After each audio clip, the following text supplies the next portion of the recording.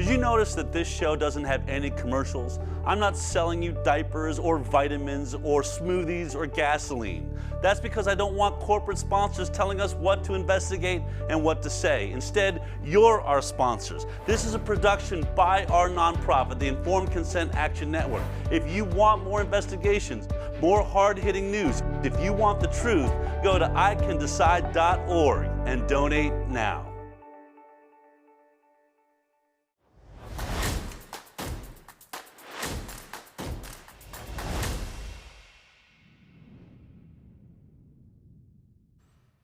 Good morning, good afternoon, good evening. Wherever you are out there in the world, it's time to step out onto the Highwire.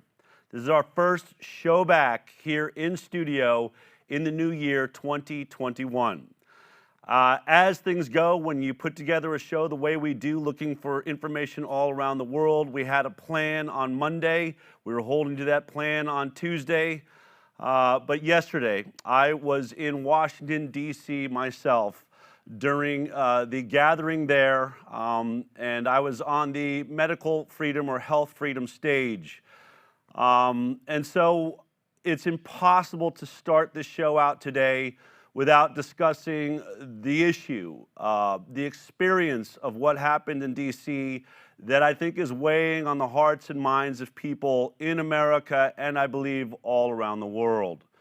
So just to give it some perspective, I want to say that I believe that my place as a reporter is to remain as objective as I possibly can under every situation. I search for the truth wherever I can find it. I look to the sources that I have that are out there. I even asked myself as I was flying into D.C. yesterday, what am I going to say on this stage? Am I here because I am fighting to make Donald Trump the next president of the United States of America? And that was not my goal. My intention, as I thought it through, was to do what I always do, which is to share the information that I know to be true. When it comes to our medical freedom, when it comes to the science we actually have behind this pandemic, which has been probably the #1 discussion of the election that has taken place. I also wanted to talk about the vaccines and the safety and whether or not people should be rolling it out. I talked about the fact that I have real issues with the transparency happening in the government agencies that I work directly with and report directly on, being the FDA, the NIH, the CDC, Health and Human Services, all of whom my nonprofit, the Informed Consent Action Network, has won lawsuits against. And because of that, I have a skepticism about our government. I have a skepticism about how transparent the information is that is going to the American people that believe they live in a free society. And so when I see skepticism about an election, a contentious election, where there are incredible amounts of discussions and affidavits of voter fraud, discussions of computers and voting systems that to me don't make sense anyway, why we would have a hackable system in place in America doesn't make sense. But I can only ask questions. In the end, it is up to the American people to vote, to make the decisions that they do. I can only report on what I have seen and what I know. And I want you to know, as we enter 2021, our goal will be continuing to shine a light of truth, to be a beacon of truth, and to ask the appropriate questions. And so we discussed it with our team. We're not a political show, but I was in D.C. And one of the things that I want to say about my experience and what I find most troublesome for me this morning as I woke up and drove in to deliver this show is how the news is reporting it. I am so tired of one-sided perspective of our world, of our humanity, that only incites rage and violence and anger instead of pointing to what's beautiful. Instead of showing us that there is a bright side in every conversation. In every story, there is another way to look at it or a perspective we have not seen. Yet it is clear the only one our mainstream media cares about is the one that makes us angry and fearful and separates us from our brothers and sisters. And nothing has made that more clear to me than what took place in Washington, D.C. yesterday. Because my experience of being in Washington, D.C.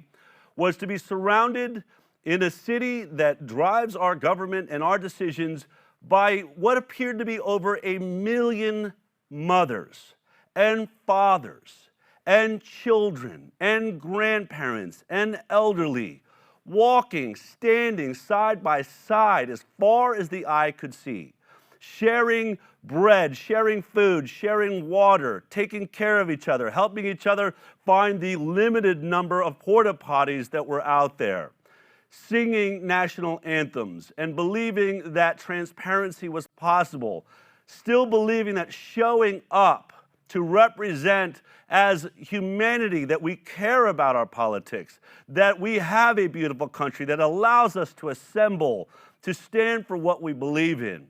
That was my experience of the entire day. I didn't experience the violence. I wasn't anywhere near what is being called violence, but I can tell you, even as I was making my way to the airport, which was about the time that the story seemed to be turning, because I had to come back and do this show, that all I saw were throngs of these people laughing and smiling, holding each other's arms as they crossed streets, children and strollers.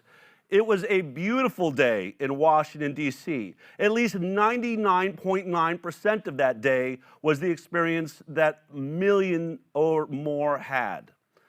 But when I asked myself this morning, and last night I actually got a call from someone very close to me who voted for Joe Biden and called me and said, Del, what is going on? I don't understand how the most fortified, or should have been one of the most fortified buildings in America, filled with all of our most important dignitaries, just short of the President of the United States, was somehow overrun by unarmed hooligans, I guess, as you could call them, or if you want to say rioters, or however we want to describe it.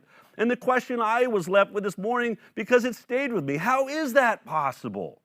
I mean, I don't understand, if we're trying to protect our senators and congressmen, that we're unable to guard them against unarmed American citizens, even if they're drunk or whatever launched this. Those were the questions I was asking myself. Do we not have a military? Are our police forces unable to secure a building as important as that on one of the most contentious election moments there was, in a town where I couldn't even get to my hotel unless I showed that I had a reservation, where the stage that was being set up for the health freedom discussion that we were going to have was stopped. That truck was stopped 3 times, 3 different checkpoints, where they had to unload all the sound equipment and all of the stages and everything for it to be searched by the police 3 times, 3 different stops, which is why we got off to a late start yesterday. Nobody planned on having to empty and refill the grip truck that was involved in making our event happen yesterday.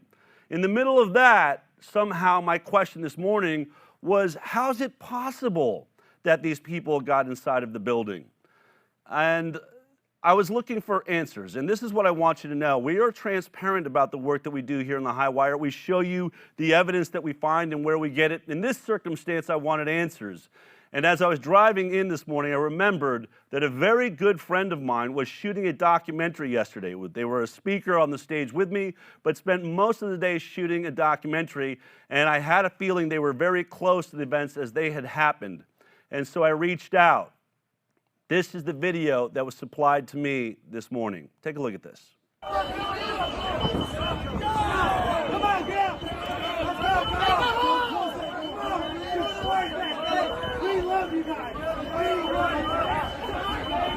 Time's up! Get out! Time's up! Get out! Get out! Let him out! Let him out!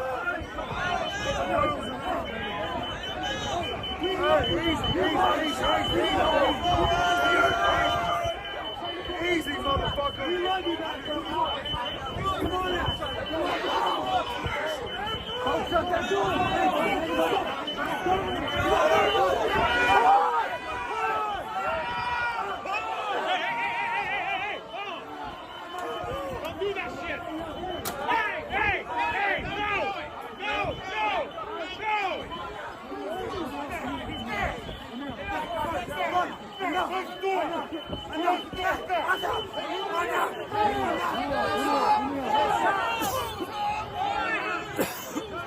Our house!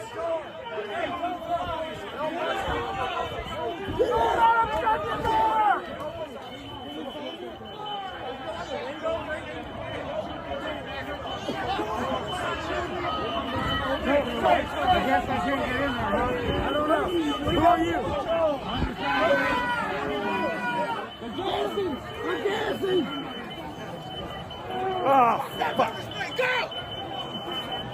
You got a mask. Fuck that!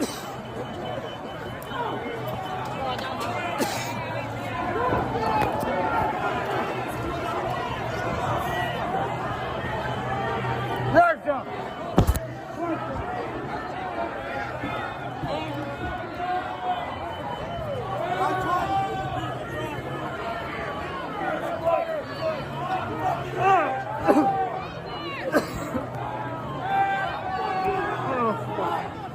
Oh, I need some water! I need some water! I need some water! Water!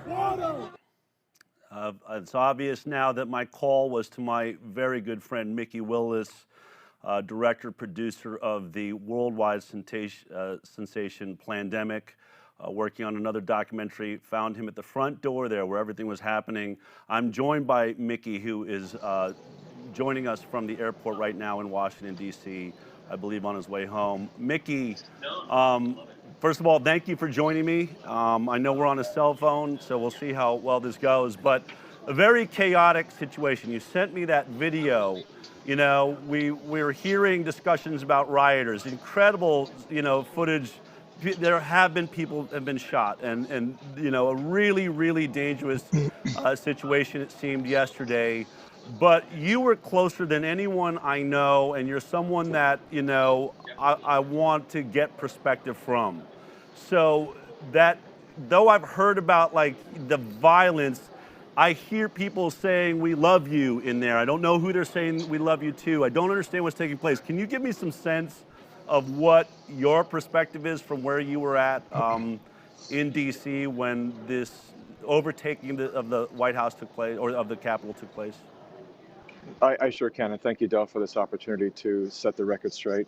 So I want to be really clear about my position here. So I was with about 5 crew members, as you mentioned, filming our next movie, and there are many entrances to the Capitol building, as you can imagine. And so we were at one of the main entrances. And so I can only speak from the perspective of what we witnessed. I witnessed from being directly in the mix from this one entrance. What happened on the other entrances and what other people might report may be contrast to what I'm about to tell you.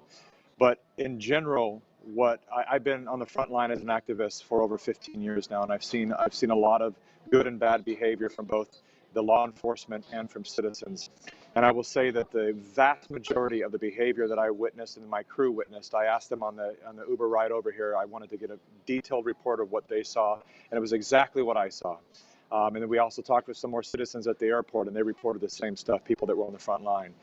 And that is, as you mentioned, there were grandfathers, grandmothers, babies in strollers, a lot of smiling people that were there. And I want to make this very clear from both parties.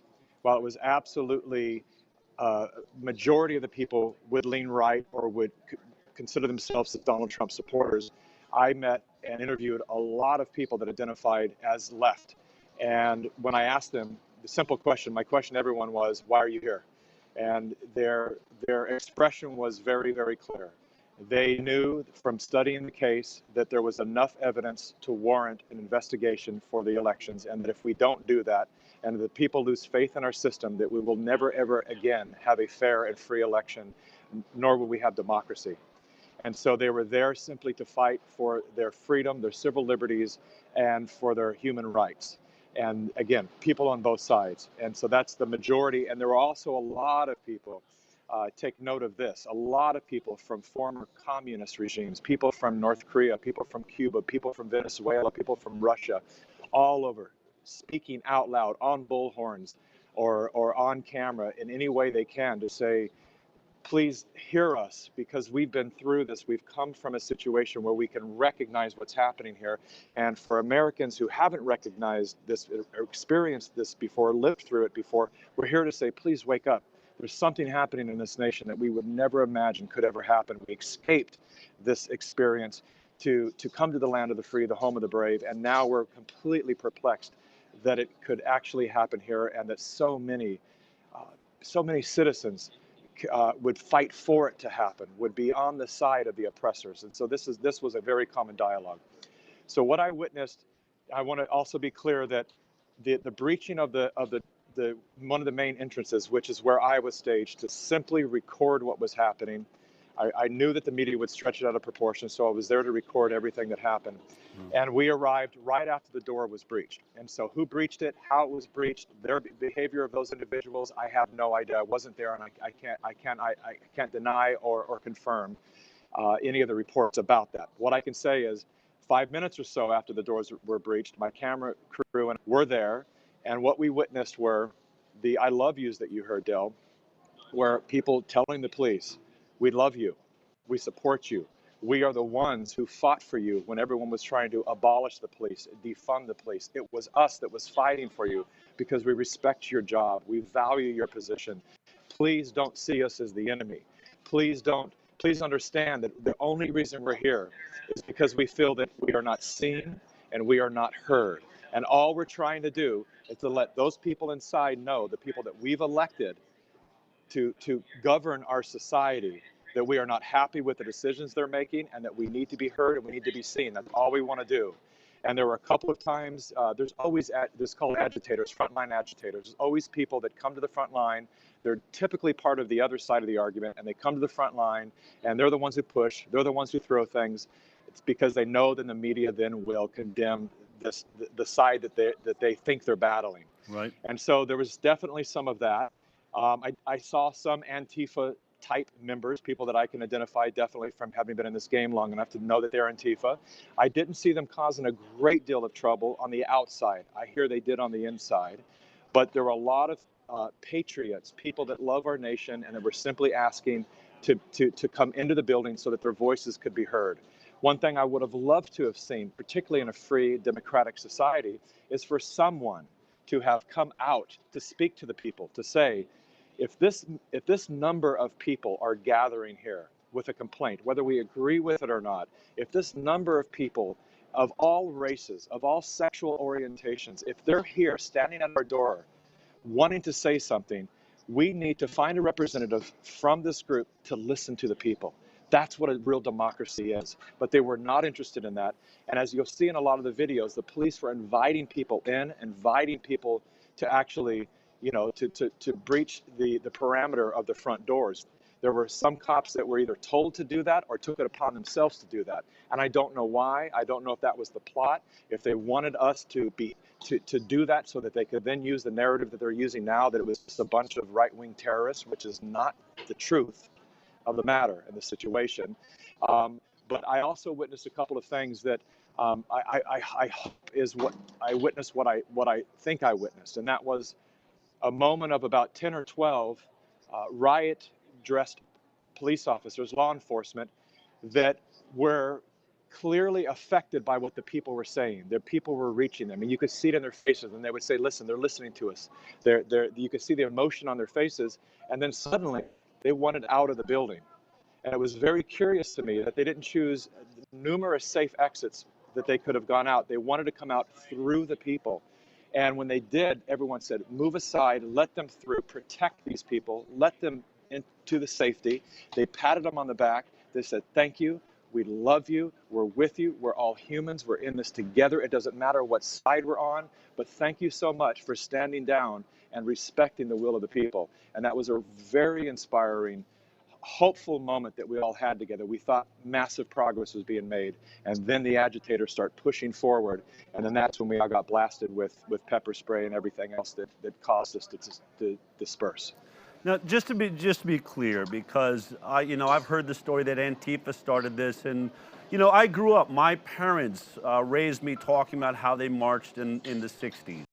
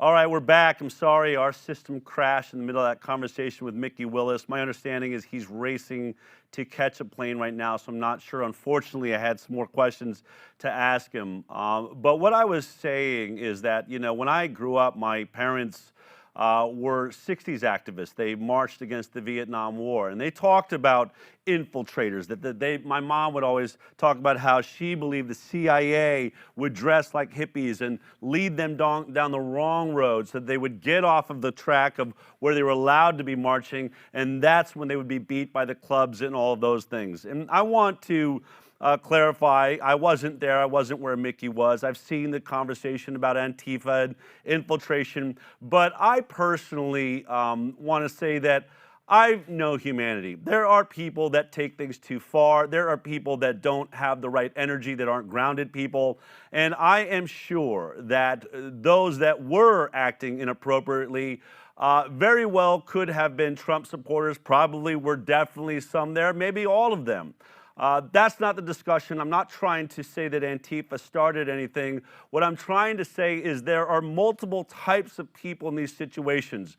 And at the heightened energy that these things are at, it's important for people to try and remain in control. And I think we have footage where you can clearly see that somebody, I don't know what side they're on, is pounding on the glass trying to get through right here, you know, and, you know, break through a window as we're watching this. But I want you to look at, obviously that looks like someone in a Trump hat. Why are they stopping them, right? They're saying no. I mean, clearly you can see there's a disagreement on how or what is taking place at the Capitol. And so we're not going to get to the bottom of this, and I am sure that there are reasons people should have been arrested. But I do want to remind everyone that though my question this morning was that how did this Capitol get stormed by unarmed people if we are, you know, if we have a decent military and police force, Mickey is providing a very different perspective of the people that were there and their intention.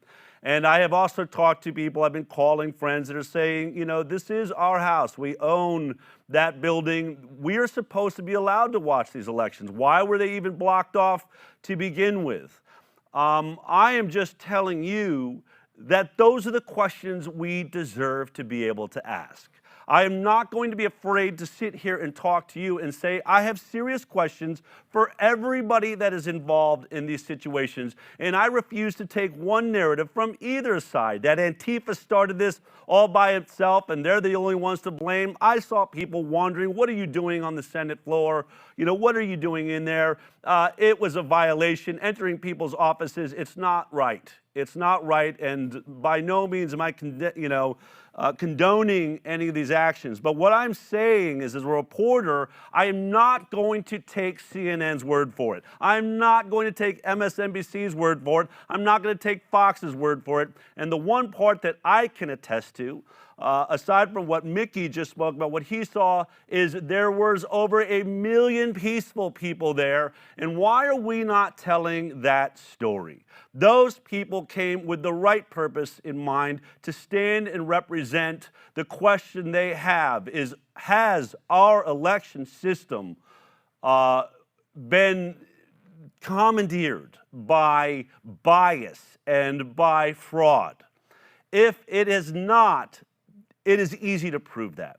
We should be able to open up Dominion voting machines and show the world, look it, we're running both sides. Here's Trump votes, here's Biden votes, look it. They come out equal. We've seen the questions, I've seen the questions. They are serious questions. And just like just about any other type of case that goes to court, it starts with an accusation, and then the side being accused has the opportunity to defend themselves and show their proof. Why is it when it comes to the most important election in one of the most important and powerful nations in the world that helps to decide where the world goes, why is that case not able to take place so that the world can get to the bottom of it? If we are truly going to come together, transparency is our way there. Boy, I can tell we've got gremlins on us today. But we will continue on. Anyway, I'm making no opinion. I'm not trying to change your mind about what happened in Washington, D.C. I'm being honest with you about what my questions are. The questions that I will continue to ask as I reach out to more sources and more people to understand what's happening in the nation that I live in. These are incredibly scary times, perhaps dark times, but there is also beauty that we must celebrate, or we will lose our humanity and ourselves. Now, let me get back to what I did want this show to be about, what I do know something about, which is the science around this pandemic that is driving a lot of the fear and anger and rage that is taking place all over this country and around the world. There was a rollout of a vaccine just as we were going into the holidays, and I was able to take a couple of weeks with my family to enjoy them. We did some pre-recorded shows, but it was hard to not step out here and talk about what we were seeing. As I said, as we were going into that vacation, we are rolling out an untested vaccine. I am watching media promote the safety of a vaccine that has not even been through any true safety trials. We have bailed out too early to determine safety. So again, I don't trust CNN. I don't trust MSNBC or Fox or anybody that would promote a product that is still in an experimental use phase. Saying things like pregnant women should take it. Well, no, we didn't test on them, but they should take it. I said, and I've said in multiple talks, I believe there is going to be mass carnage. I believe people will be injured. Everything we saw in these trials showed us injuries were taking place. I don't care that Pfizer and Moderna or AstraZeneca explain away and say, well, those weren't caused by the vaccine. That is a hope and a dream. That is not science. And clearly, once this rolled out, I'm in one of those moments where it's sort of a thankless, I told you so, because this is what we have been watching in our news feed, in our social media feeds, as this vaccine has rolled out across the nation and the world. Here is just a few of the problems that are glaringly obvious. In every corner of the country, Americans have been rolling up their sleeves today. Finally, there is light at the end of the tunnel. Britain's medicine regulator has advised that people with a history of significant allergies do not get Pfizer-BioNTech's COVID-19 vaccine. This warning came after 2 National Health Service workers reported severe adverse reactions on the first day of vaccine rollout. A healthcare worker had an anaphylactic reaction during the 15-minute observation period. They started to feel tingling and elevated heart rates. There's a report from the New York Times that there's been a severe allergic reaction from a healthcare worker in Alaska after receiving the Pfizer-BioNTech vaccine. Now, they report that this person is in stable condition, but the person had been hospitalized after this allergic event. We're talking about the doctor who is now the first known case of an allergic reaction involving the Cambridge-based company Moderna's new vaccine. Now, he was taken to the emergency department after his first dose. I really would like to Moderna and also Pfizer to investigate this more to prevent things from happening. A second vaccine recipient in Alaska had a less serious allergic reaction: eye puffiness, lightheadedness, and scratchy throat. He was treated with epinephrine, Benadryl, and Pepcid. 317 patients out of 32,000 reported fever and headaches. Mexican authorities over the weekend said they are studying the case of a 32-year-old female doctor who was hospitalized after receiving the Pfizer-BioNTech COVID-19 vaccine. The health ministry said in a statement released Friday night that the initial diagnosis is encephalomyelitis, is an inflammation of the brain and spinal cord. Miami obstetrician Gregory Michael, 56, died following a suspected catastrophic reaction to the Pfizer COVID-19 vaccine. A nurse is vaccinated, but just minutes later, this happens. I'm sorry. Tiffany Dover fainted as she spoke to reporters at a hospital in Chattanooga, Tennessee. She had the COVID-19 vaccine. I don't know what happened. I just want answers. I want to know what led to my daughter's death. Seizures, breathing difficulty, and a skin rash. After being released from an urgent care facility, fainted in his home. We have to assess whether the vaccine is the cause of death or if it is a coincidence that it happened soon after vaccination. These are the kind of things that happen when you implement large vaccine programs. These are terrible events. These are real human beings that believe in a product for whatever reason, whether they've listened to media or they just want to represent or they see themselves as being participants in what is clearly still just an experiment. Now, what I want to say is when I saw just and that wasn't even all of the reports, and I'm not sure if all of those reports are true. There's still investigations that will have to go on. Is the vaccine directly related? But what we are clearly seeing is what we expected, an abnormally high amount of reactions, anaphylaxis, Bell's palsy, even death being reported. Here's some of the headline. Hundreds sent to emergency room after getting COVID-19 vaccines. CDC says severe allergic reactions to the COVID vaccine are running 10 times reactions to the flu shot, but they're still rare. We did the work that we want to do. I said, well, what's happening with VAERS? This is the Vaccine Adverse Events Reporting System that we have reported so much on here on the Highwire. Much of our information comes from this database where injuries are supposed to be reported. So I asked my team, are these being reported to VAERS? Well, here's what we saw when we pulled up VAERS. I believe this was yesterday. And what you're seeing here, the numbers, we have about 1,158 reports that have come in based on the COVID-19 vaccine. And here we go. We've got Bell's palsy being listed. I can't see, how many cases is that? Go ahead. 3 cases of Bell's palsy, 8 anaphylaxis cases that have been reported. And now we know that VAERS isn't accurate because the Wall Street Journal is actually reporting this, that it's 29 now cases of anaphylactic reactions or allergic reactions, but no deaths being reported. Even though we are seeing deaths in headlines, which is an amazing moment. I mean, I have to tell you, having been on this journey on vaccine safety where we're just told they're safe and effective no matter what, we are definitely seeing a different narrative. And for the first time, as far as I know, seeing news organizations really sharing these stories, be them anecdotal, that are going to lead to the collection of information we have, because what you must understand is we are taking normal, healthy, regular citizens that did not sign up for a clinical trial, and they've essentially become a part of a trial whether they know it or not.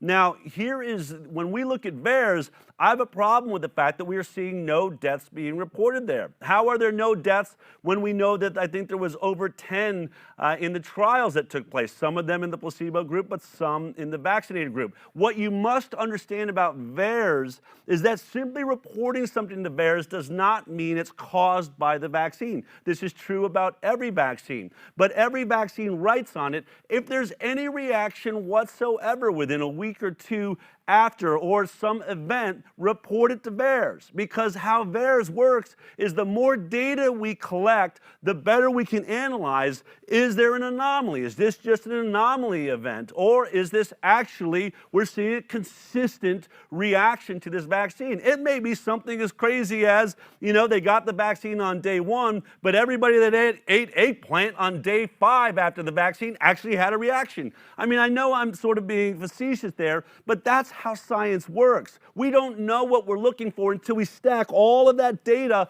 on top of each other so that we can really start seeing, are there patterns that show themselves to us, whether we believe they should have been there or not. That's how science works. And now that we have turned our population around the world into test subjects, this surveillance system is critical. We have skipped, really essentially jumped out of the trials that involved 30,000 people and 45,000 people, and we are now saying we are going straight into what are called post-marketing surveillance systems and trials of regular people. So that system better work. Now, I don't think it is. I think there's clearly more injuries than we are seeing being reported, but I want to show you some of the work that we do on with the Informed Consent Action Network and our legal team. We actually used FOIA requests, Freedom of Information Act requests, and we asked to see all of Frank DeStefano's emails regarding the COVID-19, regarding vaccines and the post-marketing surveillance systems. He's the major player and overseer at the CDC of VAERS and how it works. We wanted to know because as we've reported to you over the last several years, there was a study done by Harvard Medical School. They were paid $1 million by the CDC to investigate VAERS, to see if it was efficient. How good was it at capturing post-marketing surveillance information and injuries like we're discussing right now? And what that study showed by Harvard Medical School, and they used their own Harvard Pilgrim insurance system to see, was the VAERS reporting accurate? And what they discovered, that fewer than 1% of vaccine adverse events are being reported. We've talked about this over and over again. Less than 1%. I've told you how astronomical the numbers then would be. In case of 2018, I think there was about 455 or so deaths reported in 2018. Well, if that's only less than 1%, does that mean that we are talking tens of thousands or hundreds of thousands? I mean, these are the types of questions that we need to be asking. And because we were asking those questions, we FOIA'd Frank DeStefano. I want to show you something that came. This took 1.5 years. And when you're trying to figure out what are you doing, why are you funding the Informed Consent Action Network, this stuff isn't easy. Our government is not handing over this information. Oh, you just want to see how we're dealing with VAERS? We wanted to know, are you improving that system? And so we asked questions through Freedom of Information of Frank DeStefano, and at first we got a bunch of redacted emails that clearly looked like what we want to be looking at, but we couldn't read any of it. And we're saying, this does us no good. You're obviously having conversations about surveillance systems when it comes to post-marketing surveillance of vaccines, but you're not showing it to us. And as an American citizens and as a nonprofit that does this investigation, we should be able to see it. Now, here's the way the conversations go. Well, they said, well, look, you're allowed to look at emails and things because, as you well know, we are employed by American citizens, but these are private conversations, confidential conversations about policy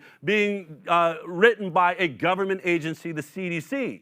And we said, okay, fine. We recognize that the CDC should be allowed to have private conversations, that the public does not see what's going on there as they develop policy around bio attacks or bioweapons and things like that. But what we saw in this email that they did not redact was the fact that in these emails and conversations that were being redacted were, different pharmaceutical companies and the WHO and international companies. International groups. So why is it that pharma companies that make vaccines are allowed to be in this conversation and you're telling us it's private? I'm sorry. It's no longer private if you're showing private companies the discussion you're having, you're saying we can't see it. Well, if the very people you're supposed to be regulating are allowed to see these emails, certainly American citizens should. So after 1.5 years, we took them to court and they finally started producing these documents. There's just one, I'm not going to get really in the weeds. Thousands of these emails come in. But this one was really interesting because it was Frank DeStefano in this conversation, the one we really want to see. What are you talking about with Pfizer and Sanofi Aventis and all of these different pharmaceutical companies that make vaccines and the WHO? What was the discussion about? Well, it happened to be about, should we improve our vaccine surveillance system? Look at what they say in this email. Discussing adverse events following immunization, the report states, although extensive efforts were initiated to actively find cases of AEFI in multiple settings, adverse effects? What is that?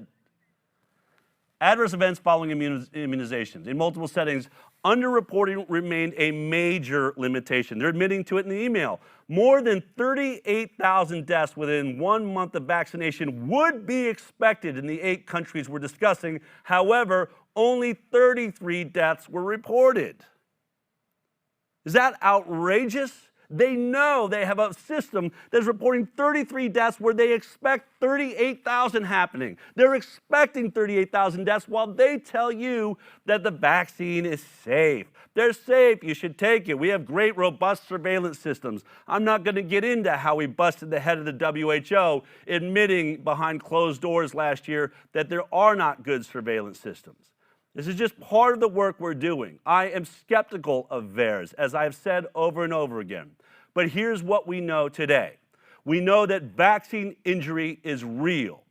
They may have written off the few cases of Bell's palsy that happened in their trials because there just weren't enough people. But when people start having Bell's palsy all over this country and the world directly after vaccinations, you can no longer get away with saying that's a coincidence. When you're having anaphylactic reactions in a way that you now have got to change your mandate or your discussion, your recommendations to people with allergies may want to avoid this vaccine, they can no longer say they're not connected the way they did in trials. And we've got one more for you. I'm being told we want to look at, this is what else we found out. The introduction of additional safety surveillance, including active safety surveillance, could potentially lead to negative impact on the public's confidence in the vaccines and their willingness to participate in vaccination programs. They're admitting it. This is why we are not increasing our ability to have better surveillance systems. Remember, these are all emails that happened long before COVID-19 vaccine came along.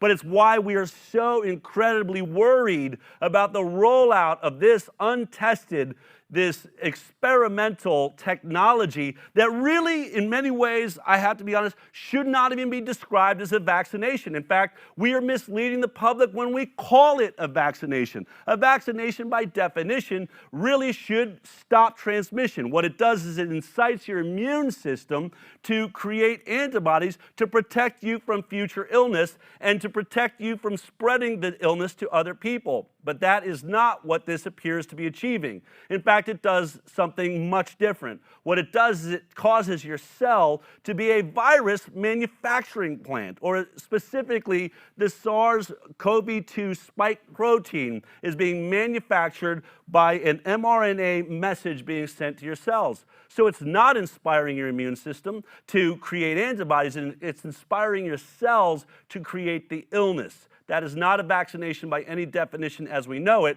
That is some form of a treatment. And you can call it a treatment, but then all of the rules and the laws change around that. We are going to continue to follow this investigation throughout the year. We are all over this, folks. We are looking out for you, and thank you for all of your support, because you are making this all possible so that we can get to the bottom of the truth. Now, do I have the text in here? I don't see the text. Oh, it's on the screen. Here we go. Just before I end this, I want to read one of these reports about a doctor that has passed away after vaccination. I believe that the wife, this spouse of this doctor, wanted the world to see this, and so since it's not getting attention anywhere else in the news, you can expect to find it here on the Highwire. This is powerful truth. And I believe that we all need to listen to this and read this as we think through what we're talking about. This is a Facebook post from Heidi Nickelman. The love of my life, my husband, Gregory Michael, MD, an obstetrician that had his office in Mount Sinai Medical Center in Miami Beach, died the day before yesterday due to a strong reaction to the COVID vaccine. He was a very healthy 56-year-old, loved by everyone in the community, delivered hundreds of healthy babies, and worked tireless through the pandemic. He was a very healthy 56-year-old, loved by everyone. We already did that. He was vaccinated with a Pfizer vaccine at MSMC on December 18th. 3 days later, he saw a strong set of petechia, I'm not sure if I'm saying that right, on his feet and hands, which made him seek attention at the emergency room at MSMC. The CBC that was done at his arrival showed his platelet count to be 0. A normal platelet count ranges from 150,000 to 450,000 platelets per microliter of blood. He was admitted in the ICU with a diagnosis of acute ITP caused by a reaction to the COVID vaccine. A team of expert doctors tried for 2 weeks to raise his platelet count to no avail. Experts from all over the country were involved in his care. No matter what they did, the platelets count refused to go up. He was conscious and energetic through the whole process, but 2 days before a last resort surgery, he got a hemorrhagic stroke caused by the lack of platelets that took his life in a matter of minutes. He was a pro-vaccine advocate. That is why he got it himself. I believe that people should be aware that side effects can happen, that it is not good for everyone, and in this case destroyed a beautiful life, a perfect family, and has affected so many people in the community. Do not let his death be in vain. Please save more lives by making this information news. This information should be news, and in most cases, it's not news. You will be seeing articles written about the Informed Consent Action Network, the Highwire. They're all over us saying that what we're doing is harmful, that the types of questions we ask are dangerous. We will not stop. In fact, we are going to create a resource for those out there that may not understand how to report to VAERS, or may not understand what to do when they're injured, or if they end up having a spouse die. And that's why we have built a website and a way for people to report it, so that we can make sure that this job is done and that no life goes unnoticed, and that everyone who dies or is injured will be recognized so that we can make a better product or get rid of a dangerous product. Here is our commercial for this new site. Take a look at this. If you or a loved one has been injured after receiving a COVID-19 vaccine, including if you are a participant in a clinical trial, go to injuredbycovidvaccine.com. Submissions are confidential. We are here to help provide support, including connecting with medical specialists and potentially securing legal representation. To assure the safety of COVID-19 vaccines for everyone, it is imperative that every person injured by this product report their injury. We can provide assistance completing a report to the CDC's Vaccine Adverse Events Reporting System. So, if you or a loved one has suffered an injury from a COVID-19 vaccine, go to injuredbycovidvaccine.com now. There you have it. If you have a friend or a family member that has experienced side effects or some harmful events after the vaccine, they're not alone. We want to offer all the resources that we can to help them, whether it's legally or to find someone that can help take care of them. All of that is possible. Injured by coronavirusvaccine.com. And let's move on. It's time for the Jackson Report.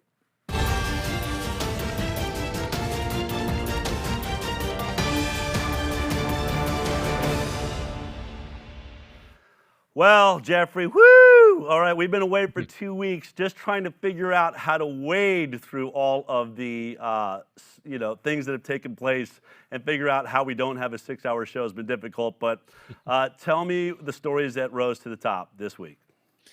Yeah, Dal, thanks. Well, there's been so many, as you reported, headlines of adverse reactions and harms from these vaccines, potentially or allegedly from these vaccines. But there's another story, and we saw it coming.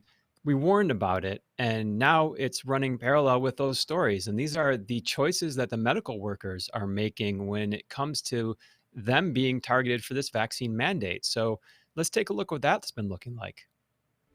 Vaccine concerns have plagued the public, even raising concerns among healthcare workers. Healthcare workers may be the first in line for the COVID-19 vaccine, but an alarming number of them are refusing to take it. Questions are being raised by some about safety and side effects. I was personally vaccinating healthcare workers. I was surprised when I would ask a healthcare worker, okay, we can give you the vaccine now. Do you want to come in? And they would just say, no, thank you. Somewhere around 40% of staff in nursing homes is taking the vaccine, 60% are not taking it. In Orange County, 30 to 40% of the staff declined to be vaccinated. In Riverside County, the number is 25 to 40%. Missouri Nurses Association Director Heidi Lucas says because nurses are familiar with how things work in the medical field, The speed at which the coronavirus vaccine was made is concerning for some. Jean Marie Naser is a nurse in Boca Raton who says she is not getting a vaccine for COVID. I've looked at the science, I've studied what they have put forth in their studies and their warnings, their precautions, and the side effects. I'd say we're probably a 50-50 split for people who'd be willing to get the vaccine and those who don't want to. I probably would not get vaccinated. I would like to see what kind of side effects there might be. Not only that it's being rushed, they flat out admit that they didn't do the full study. They haven't provided that information, and I am not comfortable to say that this is something that would be safe for myself. I have been saying that they have destroyed the moniker that the science is settled, vaccines are safe and effective. Clearly, nearly 50% of doctors are saying, no way. Obviously not how they wanted this vaccine to roll out. Right, and smart lady, she's doing her own research there. And it's headline news now, as we saw. So NBC News is reporting some of the similar things that were in that montage right there. Many frontline workers refuse COVID vaccines as distribution rollout struggles. And then it just basically goes over some of the points. A large percentage of frontline workers in hospitals and nursing homes have refused to take the COVID-19 vaccine. About 50% of workers in California's Riverside County, along with 60% of nursing home staff in Ohio. That's what Governor Mike DeWine was talking about there in the montage. And now we have over to New York. Governor Cuomo is making a very interesting and unprecedented threat. He's saying he's threatening to fine hospitals that fail to use up their coronavirus vaccines up to $100,000. Now, that's if they don't finish it by the end of this week. So that's tomorrow, Friday. He made that statement on Monday. Wow. He claimed in that statement that only 46% of the first doses have been given at the hospitals. And again, these are for frontline workers of the hospitals. This isn't for the hospitals to use in the general public. We're still in the experimental phase 1A, I believe it was called by ACIP. So this is absolutely unprecedented for someone to threaten that type of fine for vaccine hesitancy among healthcare workers that, you know, many of them, like the woman said in the montage there, were just reading the studies. Yeah, amazing. I mean, it's amazing when you look at that number for Cuomo, too. He's complaining only 46%. It's almost exactly what you're seeing across the country, right? Right in that 50 to 60% are saying they just aren't going to get it. I mean, obviously, what type of intelligent doctor, like you see them saying, I read the science. You know, you don't have to watch the Highwire. We make it a lot easier for you if you do. But clearly, anyone that reads the science and in the trials, you recognize that there's no way to say that it's safe. They have no way to say that there won't be long-term autoimmune issues or cancer or God knows what else. We've reported on ADE. I'm not going to get into the weeds here, but thank God doctors and nurses are standing up for themselves, and I think really representing to the public. You know, when I think back to the WHO meeting in December last year, and Heidi Larson said, we're really worried about our wobbly front line, that even even doctors are starting to question the safety of vaccines they're giving other people. Whether or not this pandemic was a pandemic or the WHO, what their involvement is, clearly this isn't helping their wobbly front line. In fact, at 50% not using it, I would say that it's no longer wobbling. It's joined our side, which is we are aware vaccine injury is real. And whether or not you want to call these doctors anti-vaxxers, what they are is intelligent people following the science. Right. And, you know, the WHO is also in the news here talking about lack of data. This is Business Insider. This is the chief scientist at the WHO says vaccinated travelers should still quarantine, citing lack of evidence that COVID-19 vaccines prevent transmission. This is WHO's chief scientist, Dr. Swamya Swaminathan, noted on Monday that the agency had not established whether the COVID-19 vaccine being administered across the U.S. and in Europe prevented people from getting the vaccine and passing it on to others. She says, quote, at the moment, I do not believe we have the evidence of any of the vaccines to be confident that it's going to prevent actually getting the infection and therefore being able to pass it on. And this is actually not her opinion. It's in the data. It's in all of the data for the vaccines. Pfizer, Moderna, AstraZeneca, they're not quite sure yet on this. It's amazing, right? And I think for all those people that are wearing their masks and out there, you know, dealing with the lockdowns that have been told this vaccine unicorn is on its way, it's going to save us all, as I've been reporting from the beginning. I have warned you folks that it just does not look like that is going to save us. They're telling you we're all still masked. I've been saying that. The masks aren't going anywhere. We are getting what we allow. It's clearly what's taking place. Amazing, amazing though, to be seeing doctors, you know, and now supported by WHO. This is a disaster. I mean, I don't think there's any way to look at this. If I try to imagine being Tony Fauci, or I try to imagine anybody that is on the front line or working for government health agencies, which are the only people that believe in this vaccine, by the way. It seems to me every virologist and every decent epidemiologist or statistician around the world that's not funded by pharma or working for a government agency has been speaking out about the dangers and potential dangers of this vaccine. So clearly it's bureaucrat health departments that have got their hands full, man. I'm glad I'm not their PR company because this is a total mess. Well, there certainly is a worldwide effort looking through this data. One of the people is associate editor of the BMJ, Peter Doshi. He's been writing articles. He was actually testifying at the emergency use authorization forum the FDA had for Pfizer's vaccine. It was about almost a month ago now. Now, he wrote in the BMJ a new article that's really getting circulation. And he's looking through the data and he's asking serious questions. And he says, Peter Doshi, Pfizer and Moderna is, quote, 95% effective vaccines. We need more details and the raw data. So days ago, the New England Journal of Medicine published some more of this data for both of those vaccines. Okay. Before that, we had only basic study protocols and press releases, as we've been reporting on quite a bit. So they've now leaked out a little more data in the form of a journal publication, but we still don't have the raw data. So what we do have is this, and Peter Doshi went through it, and there's also some documents from the FDA as well. And this is what he says. These are the questions he asks. So first, he says, keep in mind 95% efficacy is what we heard. Pfizer reported 170 PCR confirmed COVID-19 cases, split 8 to 162 between vaccine and placebo groups. But these numbers were dwarfed by a category of disease called, quote, suspected COVID-19. Those with symptomatic COVID-19 that were not PCR confirmed. According to FDA's report on Pfizer's vaccine, there were 3,410 total cases of suspected but unconfirmed COVID-19 in the overall study population. 1,594 occurred in the vaccine group versus 1,816 in the placebo group. Now, Doshi goes on to say, with 20 times more suspected than confirmed cases, this category of disease cannot be ignored simply because there was no positive PCR result. And Doshi continued to look into it. He says, a rough estimate of vaccine efficacy against developing COVID-19 symptoms with or without a positive PCR test result would be a relative risk reduction of 19%, far below the 50% effectiveness threshold for authorization set by regulators. Even after removing cases occurring within 7 days of vaccination, 409 on Pfizer's vaccine versus 287 on placebo, which should include the majority of symptoms due to short-term vaccine retrogenicity, vaccine efficacy remains low, 29%. Now, Del, if you'll remember here in August, our friend Dr. Fauci, in-style cover, in-style fashion cover photo person, he says, we'll feel good about using coronavirus vaccine if it's 50% effective.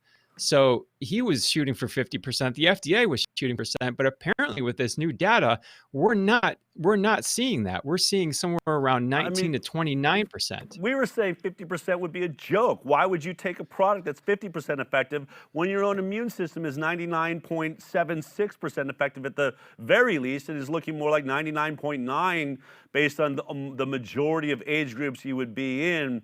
But now we are seeing, and so let me get this straight. My understanding was that they were giving the vaccine the placebo group. As soon as they saw anybody get symptoms, they would test them to see if they actually had COVID-19 and not the flu or something else. And all of those that tested positive, they would compare how many positive tests in the vaccine group compared to the placebo group. And what you're telling me is clearly they selected those they wanted to test, and they did not test everybody with symptoms. I mean, that's outrageous because clearly you see it's almost even proven if they go ahead and just test everybody that is showing symptoms. And so they have avoided doing the trial exactly how they said they were going to do it.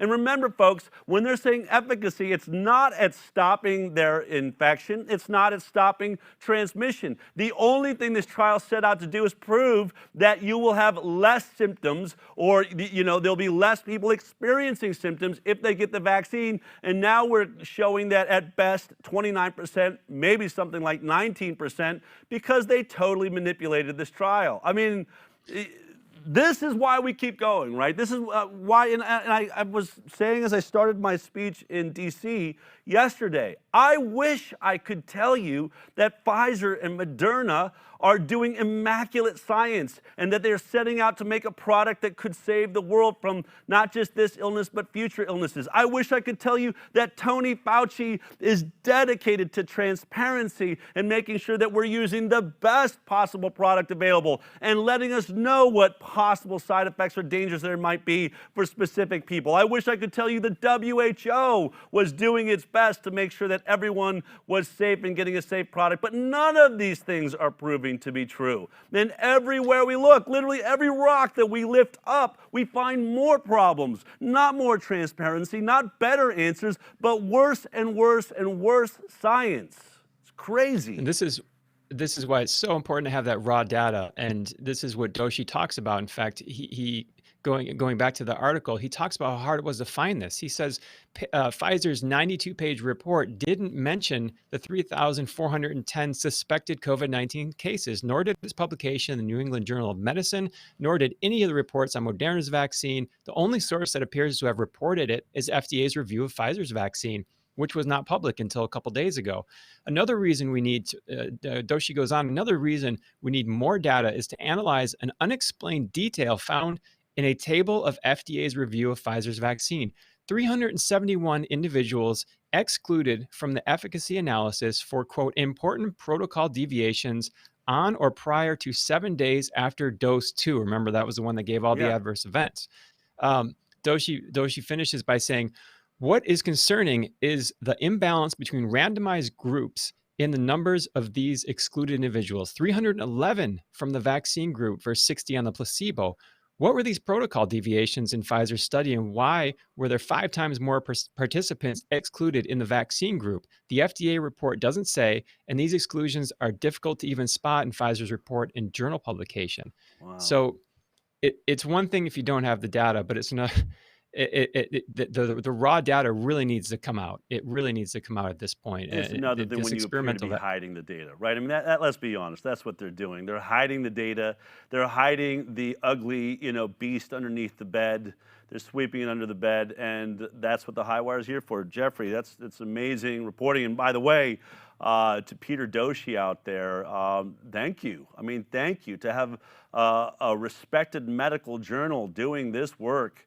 And really looking into these trials, which have barely any information at all. And what's there, they're hiding what they do know. It's terrible. It's a terrible state of affairs. And so there are things we don't know, which, may or may not be fine. In this case, it's not fine because it's an experimental vaccine on the entire population. But it's another thing to make sweeping recommendations by health officials without the data. And this is what we're seeing in the UK, especially at this point. These headlines are astonishing. New UK COVID-19 vaccine recommendations say it is reasonable for people to mix and match different shots, even though there's not yet evidence that it works. Now, this published directly from the UK government's own website. I took the text from that just to get through the headlines, and it says, for individuals who started the schedule and who attend for vaccination at a site where the same vaccine is not available, or if the first product received is unknown, it is reasonable to offer 1 dose of a locally available product to complete the schedule. This option is preferred if the individual is likely to be at immediate high risk or is considered unlikely to attend again. Now, again, no data.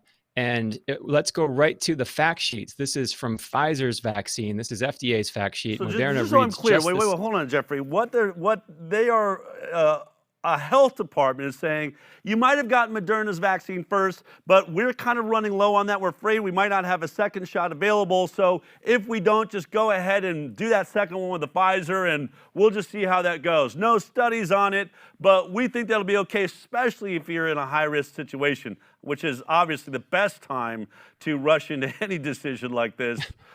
I mean, like, or unable to. These are doctors, Yeah, right? These are scientists. Okay. Or continue. unable to attend again, it says. Right. How many people get that first shot and then Right. are unable to attend again? So let's look at the data. Is there data for this? You know, spoiler alert, Yeah. not quite there, but this is directly from the fact sheet. It says, quote, there are no data available on the interchangeability of the Pfizer, this is Pfizer's, Moderna reads just the same, BioNTech COVID-19 vaccine with other COVID-19 vaccines to complete the vaccination series. Individuals who have received one dose of Pfizer's vaccine should receive a second dose of Pfizer's vaccine to complete the vaccination series. Now, if that's not enough, we have the U.S. Surgeon General coming out and saying, no, in so many words. You don't want to do that here. And this is what that looked like. Can I get a different vaccine for each shot? Well, the effectiveness of mixing vaccine types is currently unknown, but this is a practice that is not recommended. Based on the best available data right now, individuals should stick with the same type of vaccine for both doses if you're getting a 2-dose vaccine. I swear, I think I died and woke up in a Saturday Night Live skit. I mean, it just isn't, this cannot be our reality. Somebody pinch me. Am I in the Matrix? Is there a message being said, Del, wake up, pull the plugs out of yourself. This isn't reality. People are not this stupid. Outrageous. It goes on from here, Del. Buckle up. All right, so we're going to go back to the UK just for a second. So this is the UK. They can mix and match, and now they're apparently allowing people to delay the second dose. UK delays second COVID-19 vaccine dose as Europe ponders how to speed up immunization. Now, basically, they're saying because there is a limited supply, but again, the data is not there. The data was tested on 2 vaccine regimen. Right. So we have the FDA coming out. The FDA explicitly came out and said, do not do this. This was in mainstream headlines in the US. CBS News FDA warns UK plan to delay second dose of Pfizer vaccine could create significant risk to public health. It says, suggesting changes to the FDA authorized dosing or schedules of these vaccines is premature and not rooted solidly in the available evidence. The US agency said in its statement, without appropriate data supporting such changes in vaccine administration, we run a significant risk of placing public health at risk.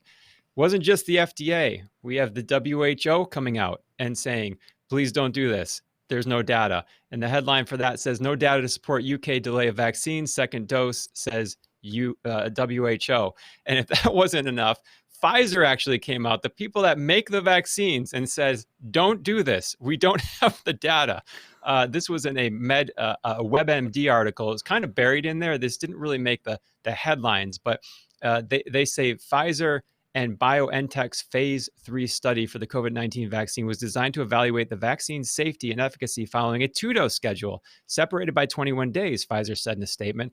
There are no data to demonstrate action after the first dose is sustained after 21 days. And to tie this segment up for a second, everyone, keep those seatbelts on. We have the CDC coming out. I don't know what you want to call this, blunder. They are telling pregnant women, I guess you can just go ahead and take this vaccine. It says pregnant ? You may discuss COVID-19 vaccines with your doctor, but it's not required before vaccination. While studies have not yet been done, here we go. Experts believe mRNA vaccines like COVID-19 vaccines are unlikely to pose a risk for pregnant people. Full stop. Unbelievable. I love that word, believe. Proving, folks, that we have truly entered a new realm where science is not driven by data and repetition ability of safety trials or any type of trials. Now we just go on belief, faith. This is a faith religion, right? Just believe. We haven't done any tests on it. This is a brand new technology doing things inside of the cells into immune systems we've never attempted in human beings before. But go ahead, pregnant women, jump right in there. It is. We have lost our way. This is not science. When I keep getting asked, are you an anti-vaxxer? I am pro-science. You know, if we were truly anti-vaxxers, why is it that our Informed Consent Action Network, you know, put forward a petition to the FDA demanding that saline placebos be used in phase 3 trials?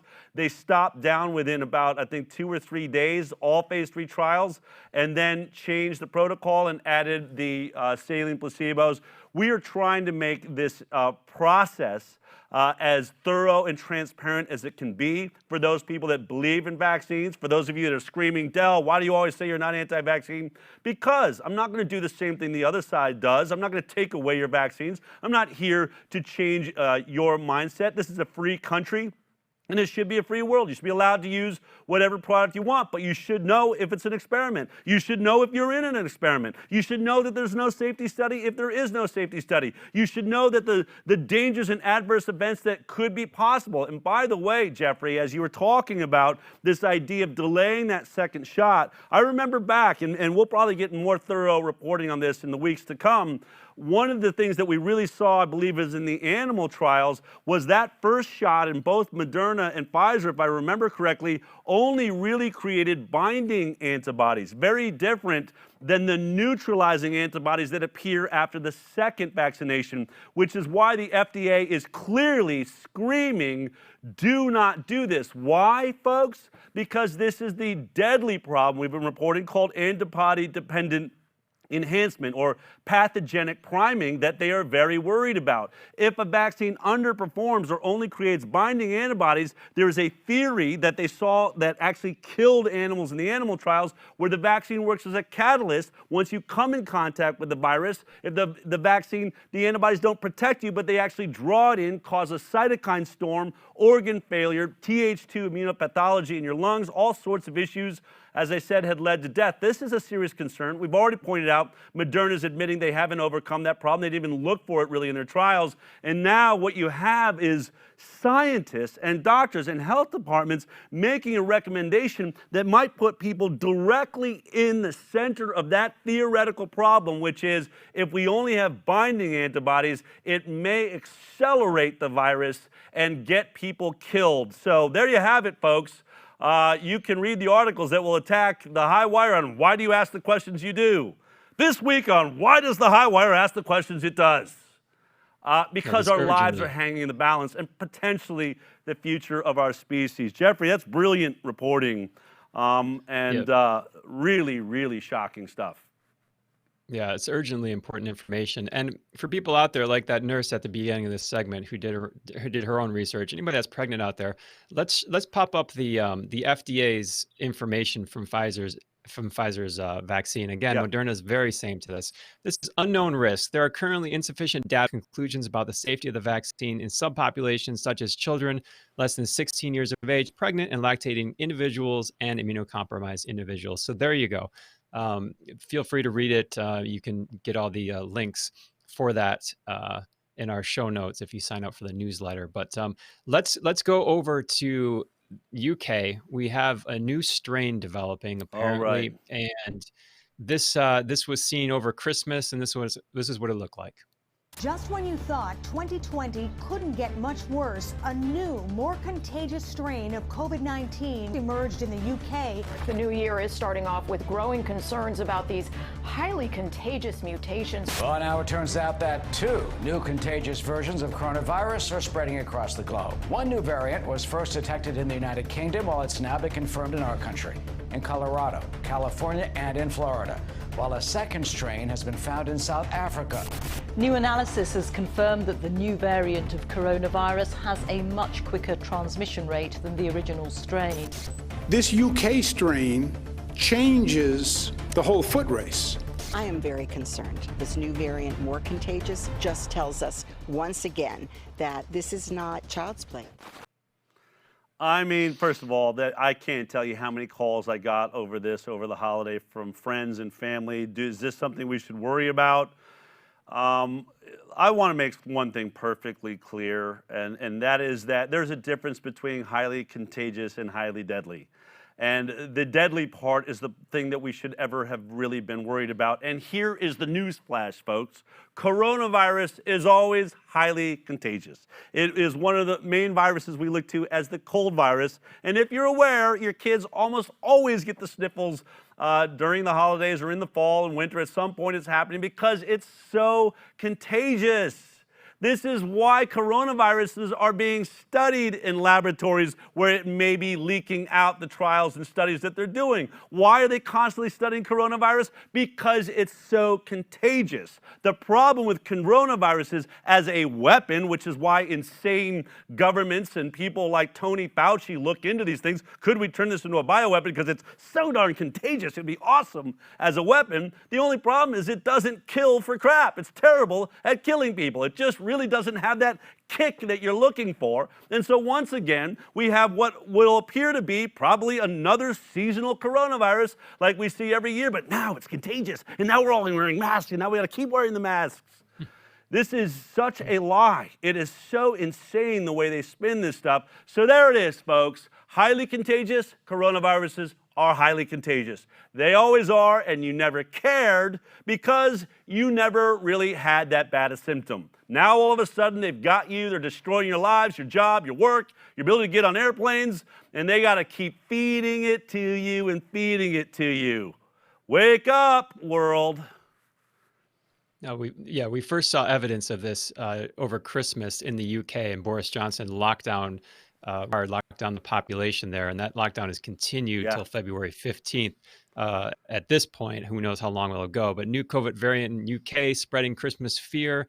Now, at the time, the health secretary, Matt Hancock, this was kind of a surprise announcement. So there is an article on the 15th, which was, I believe the lockdown was on the 21st, was announced by Boris Johnson. So when the scientists started hearing about this, it was a shock. And this is Judith Brewer.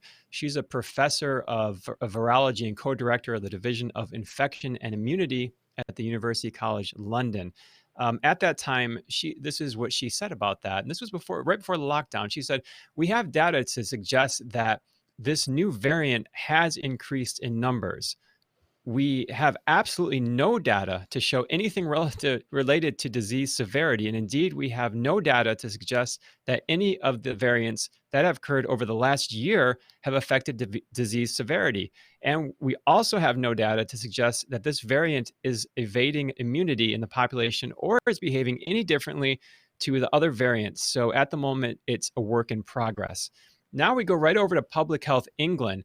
They produced this document at the time of the lockdown, right before Christmas, days before Christmas. And this was their investigation. And this is what their document, this is right from .gov.uk. Preliminary results from the cohort study found no statistically significant difference in hospitalization and 28-day case fatality between cases with the variant VOC 201212/01 and wild type comparator cases. There was also no significant in the likelihood of reinfection between COVID variant cases and the comparator group. So there you have it right from the UK, and that was at the time that they pushed this lockdown. Outrageous. They're locked down. Canada's locking down. It only feels like we're moments away from America locking back down over what is just a total lack of data, which is what we keep reporting on, right? We are making catastrophic decisions, catastrophic to people with mental health, catastrophic to people with addiction issues, catastrophic to people that work jobs or have small businesses. We are destroying economies around the world, driving people into hunger in third world nations based on what they're admitting is essentially a total lack of data. What about, this new variant? The big question is, will the vaccine be able to handle it? This is what I warned everybody. Even if you had a vaccine, this is what a lot of scientists said, that these coronaviruses mutate too much, at least as much as the flu, which has been disastrous as a vaccination for years. And now what are they saying? Do they think that even though we're using an experimental vaccine, we're seeing the death and destruction taking place? Are people even going to be protected 4 or 5 weeks later when there's a new variant already now here in America? What are they saying about that? Well, by now you should know, as the theme of this segment goes, They don't know yet. So this is right out of the headlines. There are new coronavirus strains. Can our vaccine stop then? It goes on to say in there, and this quote's from a professor: if there's not a match, or there's insufficient, or there's sufficient deviation, then the manufacturers will have to go back and to work and create yet another, hopefully one that will cover both strains, said Dr. William Schaffner, professor of infectious diseases at Vanderbilt University. All viruses mutate, which is why vaccines like the one for the flu are changed every year. So in short, they don't know, and they're working on it right now, so says the article. All right, amazing reporting, Jeffrey. I guess, we sort of called this show The Brighter Side. And though this sounds like a lot of negative information, the truth is that it's becoming obvious to people all around the world, doctors, scientists, and citizens all around the world, that we're not being told the truth. And this is not science. This is not how things need to be done. So I believe there is an awakening happening, and I want to keep focused on that with the Highwire. So thank you for bringing all this information to our attention. You're welcome. All right, take care, Jeffrey. I'll see you next week. And for those that want to get deeper into these conversations, definitely check out the Jackson Report. Jeffrey Jackson's writing articles every week at thehighwire.com.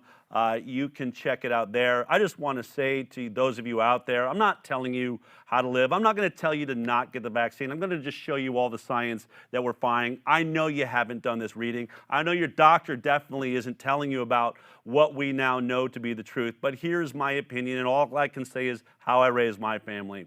I believe that our bodies are designed to live on this planet. I happen to come from a spiritual background where I believe we were created in the image and likeness of God. But I'm not just stuck there. I also believe that evolution does the same job. The idea that as we live here, we adapt to our environment and we get better and better at dealing with that environment. It seems insane to me to believe that suddenly, in the year 2020, viruses and bacteria took a turn so that human beings can no longer survive on this planet breathing the air we've been breathing since the dawn of man. That sounds crazy. That sounds like a conspiracy theory to me. And by the way, the science weighs out that for most of us, about 99.99% of us, our immune systems are perfectly capable of handling the air that we breathe. And I think there will be serious detriment to the future of our species if we stop breathing that air and inhaling all of the viruses and all of the bacteria that are always in our environment so that we can stay immune and stay acclimated to the world we live in. I am raising my children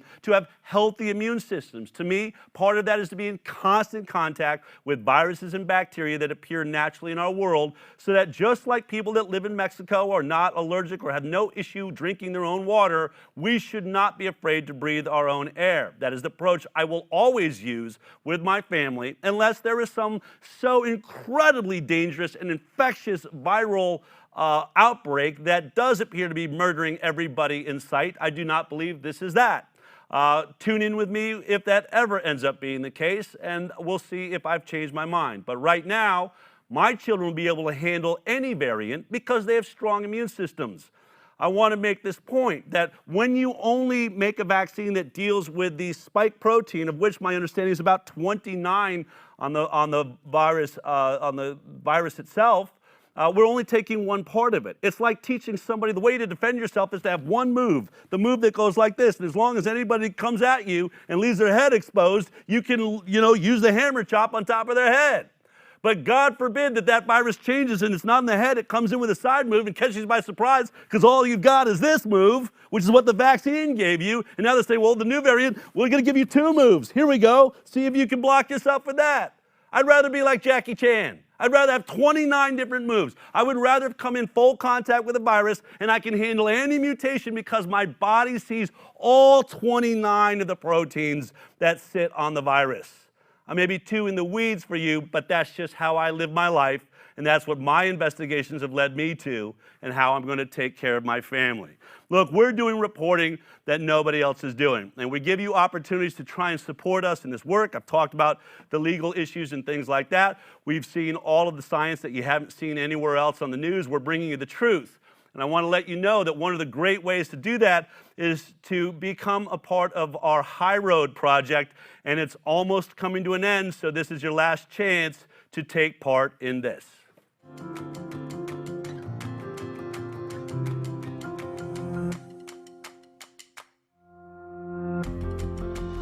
because of the generosity of many of our donors, we have been able to acquire a property of our own. And every Thursday I have to walk from those offices over to where our studio is being put together. That road to the Highwire should be paved with the foundational principles of what we represent. I'm excited to present the most ambitious project we have had to date. To put your love, your heart, your passion, your faith into a place that will be here on this campus forever. We're offering you the opportunity to purchase one brick over the holidays that will be a part of this road, the High Road. To become part of this exciting project, go to iCanDecide.org and click on Buy a Brick. You can not only support our vital programs, but you can become a permanent fixture of the ICANN campus. For as little as $100, you can purchase a brick that you can personalize with a name, an inscription, or maybe even a vaccine-injured loved one in your family.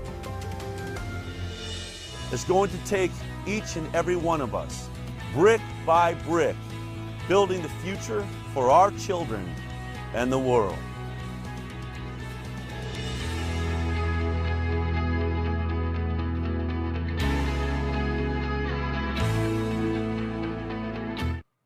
Well, there you have it. The road right outside of our studio will be going in very shortly. In a matter of a few days, we're going to begin that project.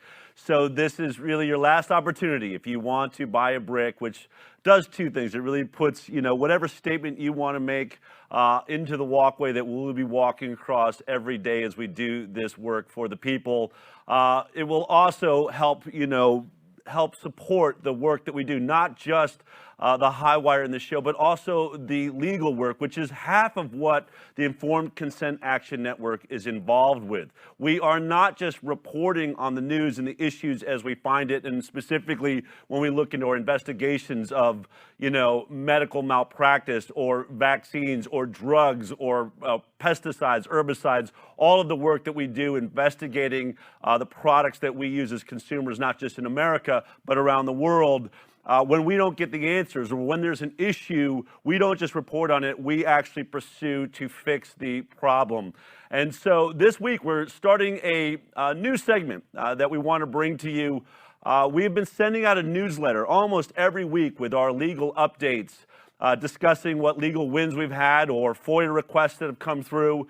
But some of it can be confusing, even for me. And I just thought it'd be really great if we could have a moment to have someone from our legal team explain, what the win was or the success was as we move through this year. This is one of the new elements we're going to be bringing to the Highwire. So this week, I really want to discuss, 2 weeks ago, we put out an ICANN legal update discussing a flu shot that was mandated in Massachusetts. We reported on this on the Highwire all the way back on September 24th. Massachusetts, essentially the health department, I think, passed a flu mandate for basically everyone under the age of 30 that was attending school, whether it was preschool, kindergarten, elementary school, high school, or going to college.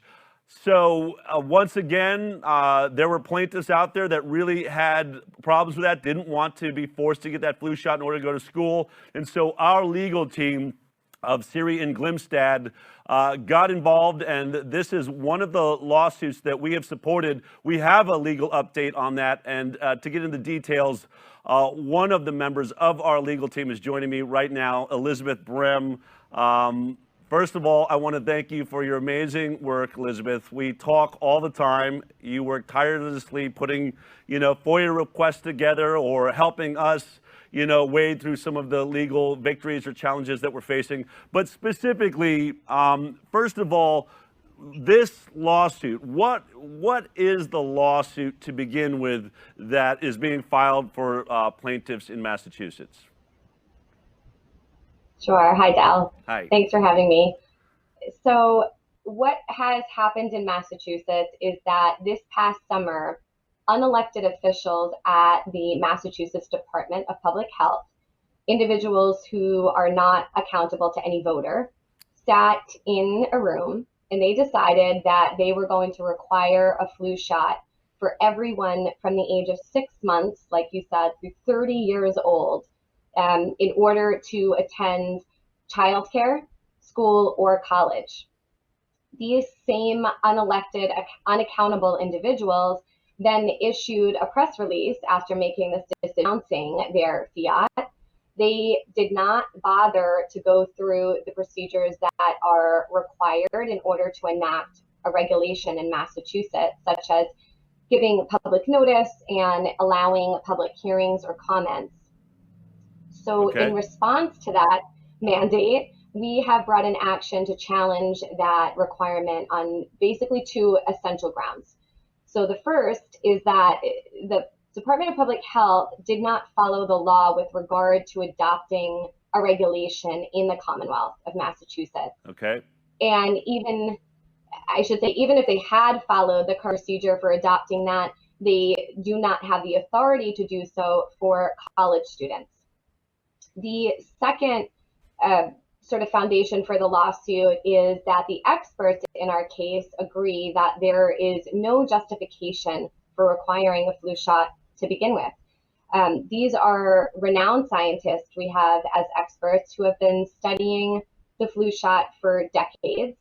They have opined and presented to us and now the court that systematic reviews by the Cochrane Group have found no convincing evidence that influenza vaccines can reduce mortality, hospital admissions, serious complications, or even community transmission of influenza.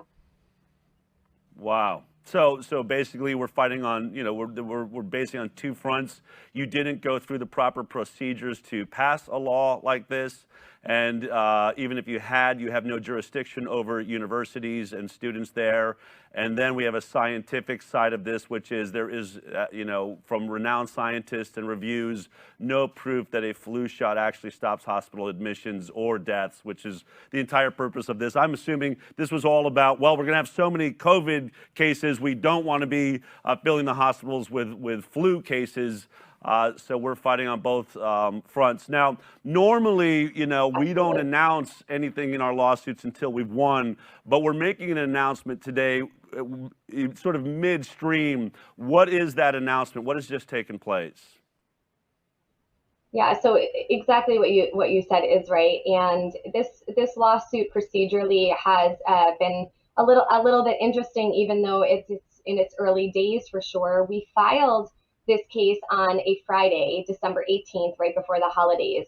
The next business day, which was Monday, December 21st, the court issued an order directing a hearing on the motion. And this was done in an expedited fashion, and the hearing was to be held 8 days later, which would have been December 29th. The motion that we were seeking was for a preliminary injunction, which would stop enforcement of that flu vaccine mandate so that no students were excluded from school as of January 1st, 2021, right, which was the original deadline for the mandate. Okay. So the next business day after the court scheduled that hearing was Tuesday, December 22nd, and the Massachusetts Department of Public Health, same department that issued the original mandate, quietly updated their website and emailed schools to state that they would no longer be enforcing that mandate as of December 31st, wow, 2020. Yeah, so instead, they just changed the date within the documents on their website, stating that the enforcement would begin after February 28th, 2021. So this change was certainly not announced with the same fanfare and with similar press releases as the original mandate, assuming they must not have been, very proud to share the revision of that date. Right. And the next morning was December 23rd. The hearing date that the court had originally set for the 29th was then pushed back because of the delayed enforcement date. So as things stand right now, the flu shot mandate in Massachusetts is only applicable until the end of March. So March 31st, 2021, after that date, you no longer need to show that you've been vaccinated. So effectively for this school year, it is a 1-month mandate for students, daycare through 30 years old, which is a significant difference from where we were 2 months ago. And now the hearing on that matter will be held at the end of January. It's been pushed back, but when that time comes, we will be making the case as to why the mandate should be struck down entirely. All right, fantastic. And so I think the reason we're bringing this to you, to the public out there, if you live in Massachusetts, you do not, no matter what anyone tells you right now, you do not need a flu shot to go to school. If you did not see the fact that they had moved the date from December 31st, they've now moved it to the end of February. At which point we will be still involved in our filing of a preliminary injunction. I'm assuming we feel really good about the standing, and what we're fighting in this case. As we pointed out, the two major elements: they didn't file this law the correct way, they didn't use the correct procedures, they don't have jurisdiction over universities, and then the science does not stand up to make this viable or valuable in an effort to stop, infections coming into hospitals, things like that. So, Elizabeth, absolutely. First of all, I think it's a great win just because kids are now in school without a flu shot, and that's the goal, to constantly keep fighting this. These cases can go on and on like this, right? But I think that we'll keep everybody updated, right, on what happens at the end of January when we file for that preliminary injunction. We'll bring you back on to let us know how that went. But right now, everyone in Massachusetts should know that we've managed to get this flu mandate pushed back from the beginning of December now back to the end of February. So go to school. Don't worry about it. Now you know. You can point to the documents on the health department's website. Elizabeth, one of the big questions coming up right now is obviously all around the COVID-19 vaccine.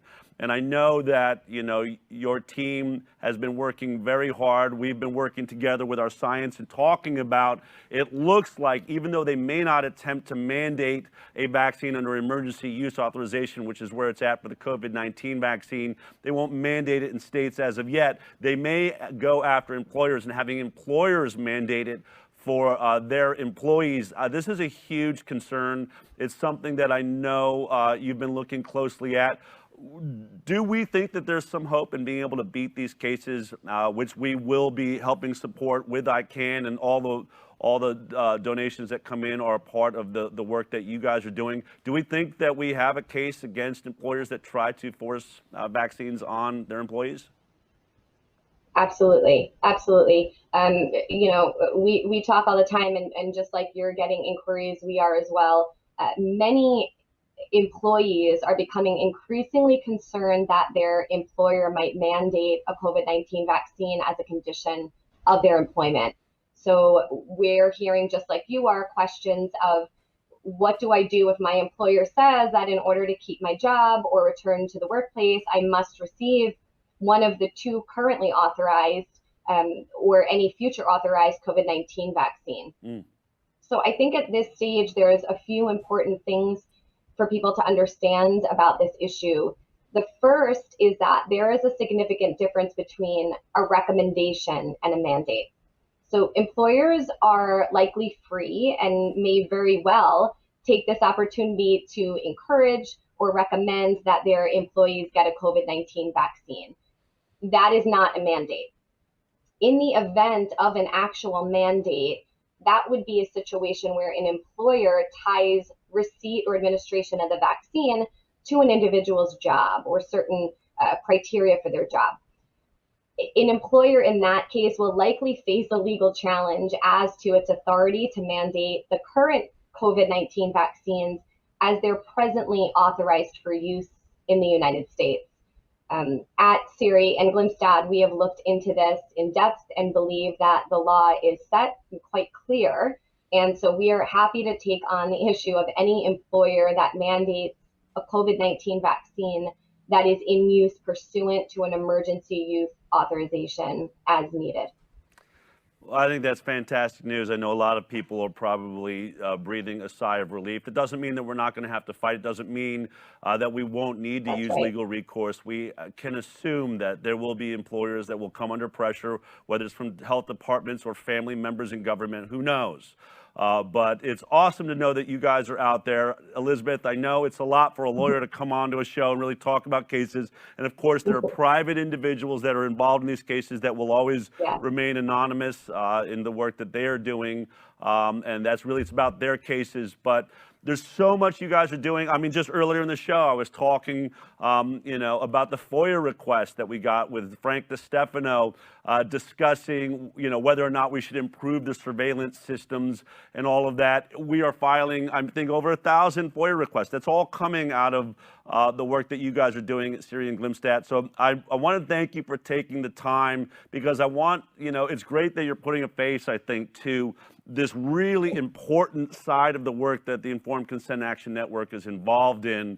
You're always there. You're working tirelessly. It's a growing team, and you've got an amazing track record. We have won against the National Institute of Health, FDA, Health and Human Services, the CDC. Those are the cases against government agencies. As you're seeing, we have pushed back in Massachusetts. We've got private cases going on that are dealing with the rollout of the removal of the religious exemption in New York. So keep up the good work, Elizabeth, and thank you for being brave enough to step in front of this camera today and sort of bring us this information. Thank you. Thank you for letting us be the people behind the scenes that get to support ICANN and the Highwire's goal of transparency and getting the information out to the public. So we thank you, and we love working with you all. Awesome, Elizabeth. Take care. Thank you. Well, that is the best legal team being represented there when it comes to vaccine safety, when it comes to these lawsuits. We have the most winning record of any group in this country and perhaps around the world. But I really want to stress that, as you can see, these cases are constantly ongoing, and though we are not always talking about them, your support of ICANN is making it possible for us to fund these cases and support these cases.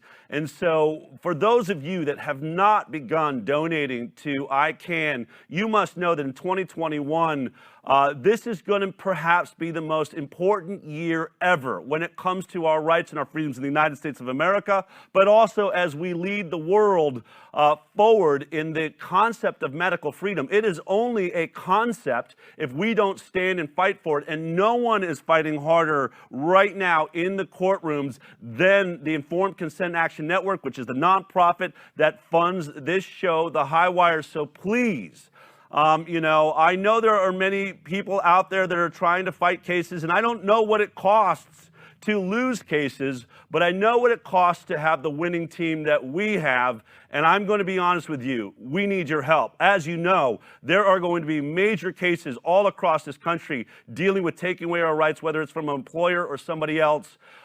We want to be able to fund those cases. We want to be at the front line the moment they come. We don't want other people that are not as talented, that mean well, but go in and try and fight a case that do not have the talent. If you don't understand all of what's behind Siri and Glimstat, go and watch the Plotkin deposition, where you can see Aaron Siri, the lead attorney of our legal team, debating one of the great scientists on vaccines, and you'll see why we are having so much success and why this is such a powerful legal team. But that is half of the work that we do that you don't get to see, and I'm glad we've had a moment to discuss that. So please, this year, if you want to help not only support this show that is bringing you the truth as we find it, asking the questions, we are, brave and boldly going for the truth for you.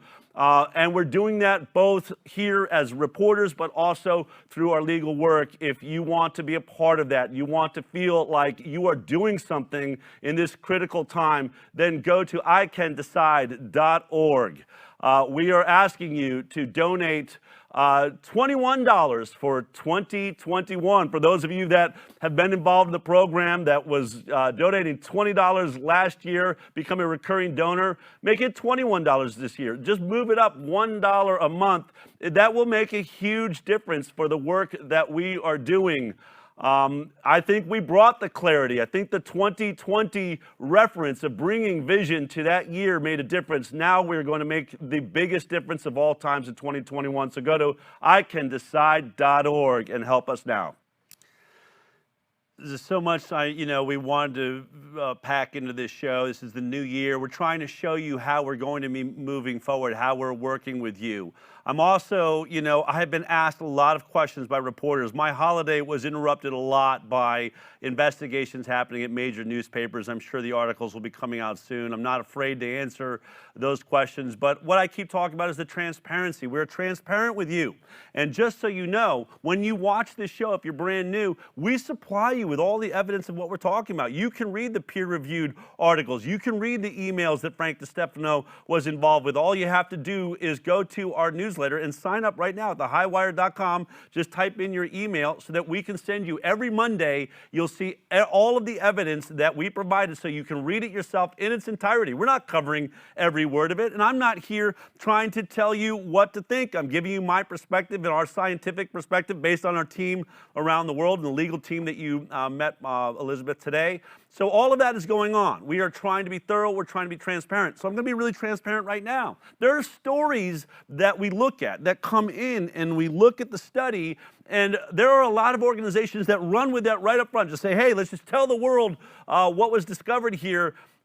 We try to make sure that we have secondary sources, sometimes 3 different sources to prove a point before we bring it to you. I'm going to start out this discussion with a video that really, I think, grabbed what many of us are feeling. I know it's what I'm feeling when I'm stuck on an airplane trying to come and visit you or speak at one of these events where I'm being forced to wear a mask. I'm over it. I think it's a lie. We presented the science across the board, but take a look. This was a woman, I don't know who she is, but this is a video that went viral all across the internet from a drugstore. I think she spoke my mind. How about you? Take a look at this. I am done. Tonight, I reached a breaking point. I'm done. I know I'm not reaching anyone here. Everybody's unhappy. I don't care. I'm not putting that on my face. I'm not. I'm not going to. I'm a healthy person. I'm not crazy. This is like psychosis. For everyone to put all this stuff on their face when they're healthy is insanity. It's absolute insanity. Go ahead. They can't arrest me because there's no law. No, I'm a healthy person. I don't need to wear a mask. Yeah, you don't need to be here. I would love to see what happens. Honestly, I'm moving tomorrow. I kicked you out a long time ago, and you're refusing after I'm offering you something. Epsom salts and corkscrew. But I'm really curious to see how are they going to arrest me for a law that doesn't exist. Epsom salts and a corkscrew, and you're willing to risk people's lives. No, I'm not risking anyone's lives because I'm healthy. How do we know that you're healthy? I'm fine. Look at me. Do you understand that asymptomatic spread is not a thing? They've already shown there is no asymptomatic spread. There is no asymptomatic spread. I don't have symptoms. I'm fine. I'm not a carrier of disease. This is what I'm saying. They're treating us like we're diseased. You just said, how is it treating you like you're diseased? But then wearing you're telling a mask me, how do you is know? not an imposition to be careful with other people's health. It's not just the mask. This is the the social epicenter distancing. of it's the the country. Lockdowns. It's everything. I'm not doing it anymore. I'm not doing it anymore. I'm done. There it is. I'm done too, honey. I am done. I agree with you. But I wanted to bring this up because she's sitting there saying, it's been shown asymptomatic spread is not a thing. We don't spread, And I think what she was referencing was something that did get some traction in other news agencies, and it was a study out of China. Now, this is something we did see a couple of weeks ago when it came out, but I didn't want to talk about it because I don't necessarily trust things coming out of China. But let's go ahead and read just really quickly what this study was. It was post-lockdown SARS-CoV-2 nucleic acid screening in nearly 10 million residents of Wuhan, China. 10 million apparently were involved in this study. This is what they found very simply. Here we describe a citywide SARS-CoV-2 nucleic acid screening program between May 14th and June 1st, 2020 in Wuhan. All city residents aged 6 years or older were eligible, and 9,899,828, that's 92.9%, participated. Huge. No new symptomatic cases and 300 asymptomatic cases were identified. There were no positive tests amongst 1,174 close contacts of asymptomatic cases. Virus cultures were negative for all asymptomatic positive and re-positive cases, indicating no viable virus in positive cases detected in this study. Essentially, look at that. They looked at millions of people and found that amongst the asymptomatic, when they tracked everybody they ran into, they saw no spread whatsoever. Now, I didn't share that study because I don't trust China. I'm sorry. I don't. I don't know what they're up to. I don't know. I still am on the fence of where this virus actually came from, whether, it came from a lab, whether it was an accident. There's more and more reporting on that taking place. But frankly, I think China has an agenda to take over the world. They're clearly winning. If you looked at New Year's in New York, where it was empty, and in Wuhan, the streets were packed, there is something going on that makes no sense. And where no sense is to be made, I'm not going to make that my beacon of light and hope. But in a search to see other, information come in or looking for a secondary source, one has definitely come upon us. I want to read you this article from the British Medical Journal by Dr. Claire Craig. This is mass testing for COVID-19 in the UK. Now, a lot of this article was about PCR testing and whether or not that is viable. It actually is a disaster. We've told you why. But she gets a little bit into asymptomatic cases. Given the harmful collateral effects of such policies, talk about the lockdowns and the masking and the destruction of economies, I'm sure, precautionary principles should result in a very high evidential bar for asymptomatic transmission being set. However, the only word which can be used to describe the quality of evidence for this is woeful. Many early studies which purported to demonstrate the phenomenon of asymptomatic transmissions were from China. Yet the fact that Chinese studies are only published following government approval must bring into question their reliability. As reported in a manuscript submitted to this journal and also to MedRVIX on 16th of December, the latter available for download shortly, we examine the papers most frequently cited in support of the existence of asymptomatic transmission. Even despite our criticisms of the sources of the data above, we did in fact find only 6 cases reports of viral transmission by people who throughout remained asymptomatic. And this was to a total of 7 other individuals. However, all of these were in studies with questionable methodology. I am honored to be joined by Dr. Claire Craig now from the UK, who wrote this article in the BMJ. You've also been involved in large written essays and discussions about PCR testing. Michael Yeadon, who is the ex-Pfizer scientist that has come out discussing these issues. But we know that the PCR testing is a mess. It's obviously creating all sorts of havoc. But I want to ask you a question about asymptomatic spread. Because it's why we're masked. It's why I'm stuck on a plane wearing a mask. It's why we're locking down, we're destroying economies. When you think of this conversation from a scientific point of view, what is the question we need to be asking ourselves about asymptomatic transmission? Okay, thanks very much for having me. So I think the first thing to think about is what we mean asymptomatic COVID. And that's a term that makes no sense in many ways because COVID is a disease and a disease requires symptoms. It's a definition of what a disease is. However, we'll go along with it and say there are 3 circumstances in which you could be positive and have no symptoms. One of them is that you're in the incubation period. So you are pre-symptomatic. That is, you've caught the virus and you're in the few days leading up to getting symptoms. The next is you may have a false test result. So all tests are not perfect and they have a low percentage rate at which they live when there isn't a disease present. So you have to be mindful of that being a potential scenario. And the last is somebody who has virus on board but has no symptoms. Now that's a concept that we used to describe as being immune. Right? It's immunity. If you've got a virus invading, if you've breathed in a virus and it can be picked up on a test, but you have no symptoms, it's because your body is handling your immune system. So then we get to the question, well, can people with immunity spread the disease? And we know for other illnesses, that's usually not. But let's look specifically at this because it was a novice, and so we shouldn't just make assumptions. And so when we've looked at that question, some people, they jump there. So there's a big study that a lot of people put weight on from nursing homes in Washington, D.C. And what that study showed, that there was definitely a big outbreak of COVID there in the spring. And there were a number of members of staff and residents who tested positive but had no symptoms. So we're in great news, it's what we want to see. But that was interpreted as being worrying because all of these people had disease and there was an outbreak, and made the association between the two, which is an unreasonable thing to do, I think, because there were plenty of people who also had symptoms in that outbreak who could have been the source of the spread. The other way people shortcut it is they say, well, we can measure how much virus is in the test result of someone who's symptomatic and someone who's asymptomatic, and extrapolate from that people with those must be spreading it because we found lots of virus. But I don't accept that as a spread. For evidence of spread, you need to have an individual who has the virus passing it on to somebody else who then gets symptoms.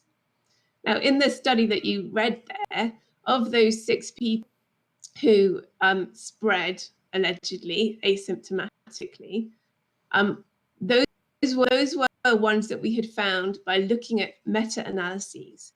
So what that means is that we had looked only at studies that had tried to group together all of these anecdotal reports, because in medicine, you don't want to base your decisions around individual stories.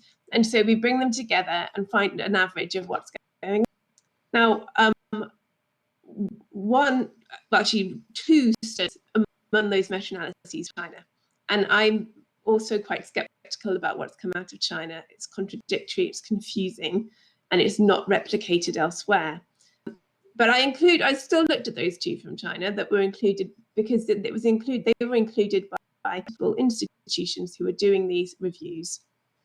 And both of them had various stories, and I think it may have been a single patient because it was similar authors, similar story. So I think it was actually probably just one patient, but erring on the side of caution, I said it was 2. And in one of these papers, they described a 30-year-old who is asymptomatic, who was alleged to have spread COVID to his colleague, male colleague, who also remained asymptomatic. Now, I don't see that that's a spread of a disease. If the person who you're giving it to never gets symptoms, that's not a disease. And that looks to me much more likely to have been coincidental false positive results from the testing, because they had done 4,000 tests in that study. So that's that case out the way. The other 2 papers, one of them was from Italy. So in Bergamo in Lombardy, there was a small called Vaux, and during that outbreak, they managed to test almost the entirety of this town. It was nearly 3 people. Now, as I said, no test is perfect. And PCR testing to get a positivity rate would be doing really well. And considering this is a new test, it was just been established, I think, it's a very respectable error rate to have. And so 8,000 tests, you could have 30 of them to come back when they shouldn't have done. Actually, they had just under 3,000, they had 29 people come back as asymptomatic. And so essentially 1% that are coming back as asymptomatic could very well fall right into the margin of error in the test itself, which is how that could also be explained. Okay. That's exactly right. Yeah. So, the numbers completely fit that story. And then once you're big numbers and you start looking for relationships between the people in the town, they saw stuff, but they didn't actually extrapolate much about that. It was just conjecture that there was transmission from these people, based on the viral load from the test result. Wow. The study, which has been recycled and recycled in these reviews, which I think this is an important point to make actually. But in general, if somebody comes up with a hypothesis and shows an experiment that proves the hypothesis, other scientists try to replicate that. And that's how we move forward. We have to be able to replicate the experiment. But because of this situation in medicine and where we move literature and bring together the anecdote, instead of replicating it, we've recycled and recycled and recycled the same stories. And this one recycled a lot was a paper from Brunei. So I had an outbreak of COVID in spring. it was due to a religious festival in Malaysia where a lot of people from Brunei went to visit. And they came back with COVID, and there was a genuine outbreak. But when they started contacts with these people and the people that had been to the festival, they ended up doing quite a substantial number of tests. And among the tested, they found people who had new symptoms. 2 of the people in the outbreak were alleged to have passed on COVID at never having symptoms. There were several others that were pre-symptomatic, but I'm leaving that aside. So of the 2 that passed it on who were asymptomatic, one of them was a 13-year-old girl who tested positive, and consequently all of her class were tested, all of her friends, her family, and her teacher, one of her teachers, also tested positive. Now, when you're testing a lot like that, you have to be concerned that you might just randomly pick up a test error. Anyway, so they asked her teacher if she had COVID symptoms. Now, remember, this was in the height of spring when there was a lot of anxiety about, and so people would have been very worried that they might have got it. And this was she did have a mild cough one day. So that was the basis of that story. Then there was another story of a man who'd been at the festival who never had symptoms but tested positive. And his wife tested positive and had a runny nose, and their baby tested positive and had a cough for one. And that's the basis of the asymptomatic transmission that has been reported in the literature. So it's not, you would hope, given that what's happened as a result, you would hope to be seeing hundreds, maybe thousands of instances that we could point at. But that's all that we've got. Well, Dr. Craig, we have a little bit of a bad connection, and I look forward to getting deeper into details in the future because you're out there on the front lines really asking the right questions. But if I am to summarize and just make sure that I'm correct on this, that the world is locking down. We're referencing these asymptomatic people as being the super spreaders as they've been described. You were describing them as most likely people who are just simply immune that are not being affected by whatever viral particles they're coming in contact with. But am I to understand that the entire world is locking down and putting masks on people that are healthy? We have quarantined throughout the years people that are sick, and that's what a quarantine is. For the first time ever, we are essentially quarantining healthy people based on this idea of asymptomatic spread, and the billions of people involved in this process are going through this because it appears around 10 or like maybe less than 2 handfuls of singular people events have been documented that have been looked at by hundreds of studies looking at those handful of people. Is that what I'm understanding? That this entire asymptomatic thing comes down to a handful of people? It's worth clarifying that pre-symptomatic spread is a real thing. Okay. Right. So the risk of somebody who hasn't yet developed symptoms passing on real disease. But when we try to assess how much of a risk that is, again, we fall into the situation of there not being a disease. But there was a big study that tried to do that in Singapore, and they reckon from I can't remember the numbers, but it was a substantial number of cases and outbreaks that they had, and they could attribute 7% of the disease to people who are pre-symptomatic. So 93% of the spread were from people who had symptoms.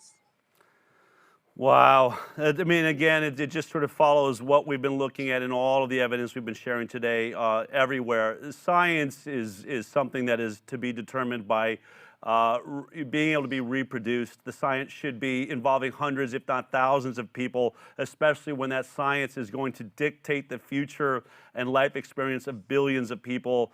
Dr. Claire Craig, thank you for sharing with us today. I look forward to having further discussions in the future as you look into these issues that are truly affecting our lives. It's great to know that, and you are joining a large group of world-renowned scientists that are speaking out and saying, we can do this better. There are better ways forward. So I want to thank you for being brave enough to step outside of the narrative being shared by mainstream news and actually addressing the science. So thank you for taking the time today with us. Thanks for having me. All right, take care. It'd be great to be back. Thank you. Well, I'm sorry, we're going to work on whatever, maybe making some of these interviews come in a little bit blurry or broken up like that. It's coming out of the UK. But I think you get the idea. All we have shown you, and really the brighter side that I wanted to reference, is that people are waking up, folks. We're waking up. I get it. These are hard conversations that we're having, but we've got to be able to have them. We have to ask these questions. We can't just close our eyes, close our mouths, let the monkey see, monkey do, whatever it is. We've got to be able to step up and represent, and we've got to be able to stand in a drugstore and say, I'm sorry, I have looked at the science, it is not there. I am not going to be stuck, enslaved by masks for the rest of my life because 6 or 7 people in multiple trials or studies that looked at them or papers seem to have maybe shared to 6 other people asymptomatic spread. That is not it. That is not the science. That does not determine my existence on this planet, and a total reversal of how we have lived here since the dawn of man. So we're not alone, folks. You are not crazy. You are here at the Highwire. If you're still watching, it's because you still care. And all around the world, we are addressing this issue. People are stepping up. A lot of us are saying, I am done. And this is one of my favorite videos and my favorite way to express, I am done. This is straight out of Australia. Take a look at this.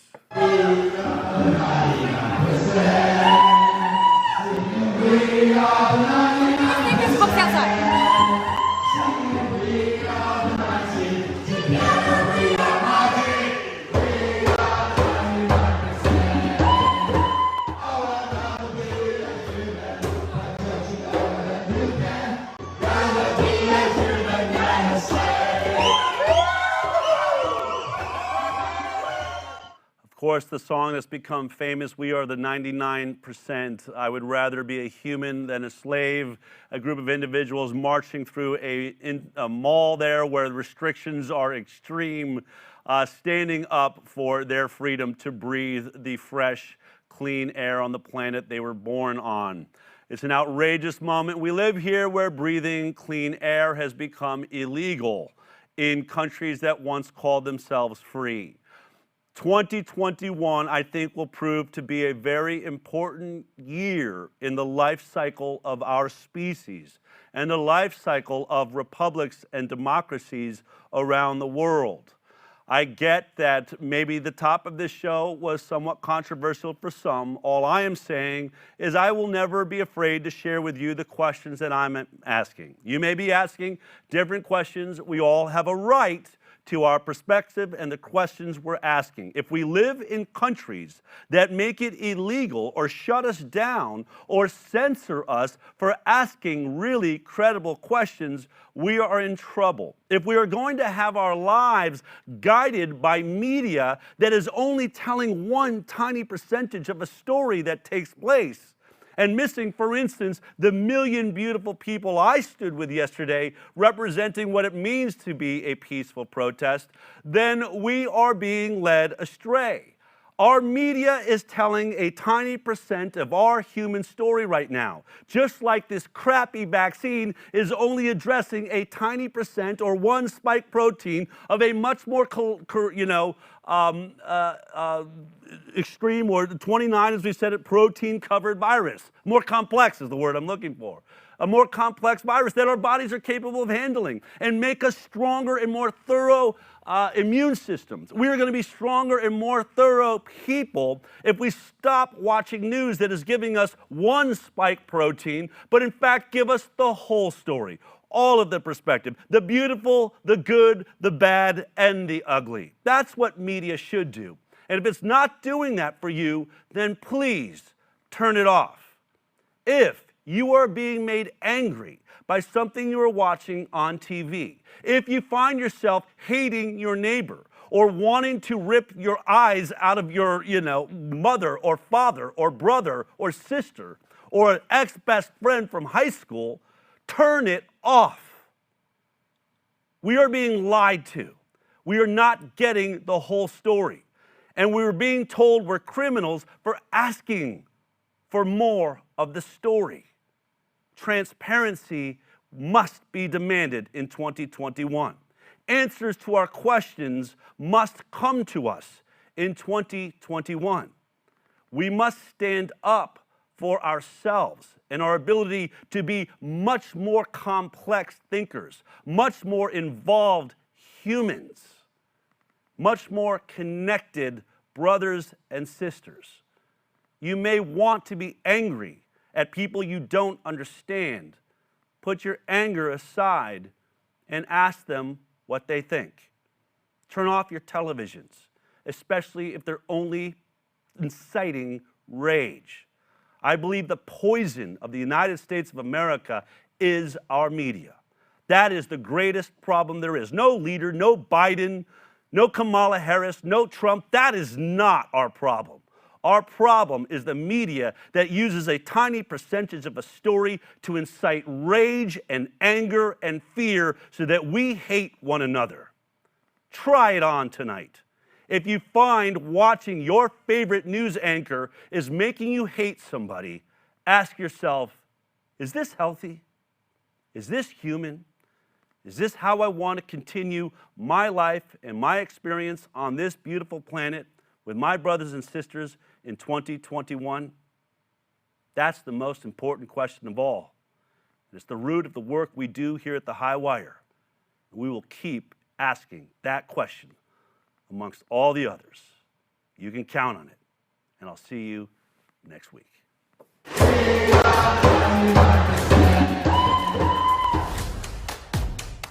Thanks for watching, and thanks to the Highwire insiders who make this show possible. If you'd like to become a Highwire insider, then go to our website, thehighwire.com, and sign up now. And please, share the show. We're on Instagram, Twitter, BitChute, and now on Roku. Because knowledge is power, censorship is real, and we need all the help we can get.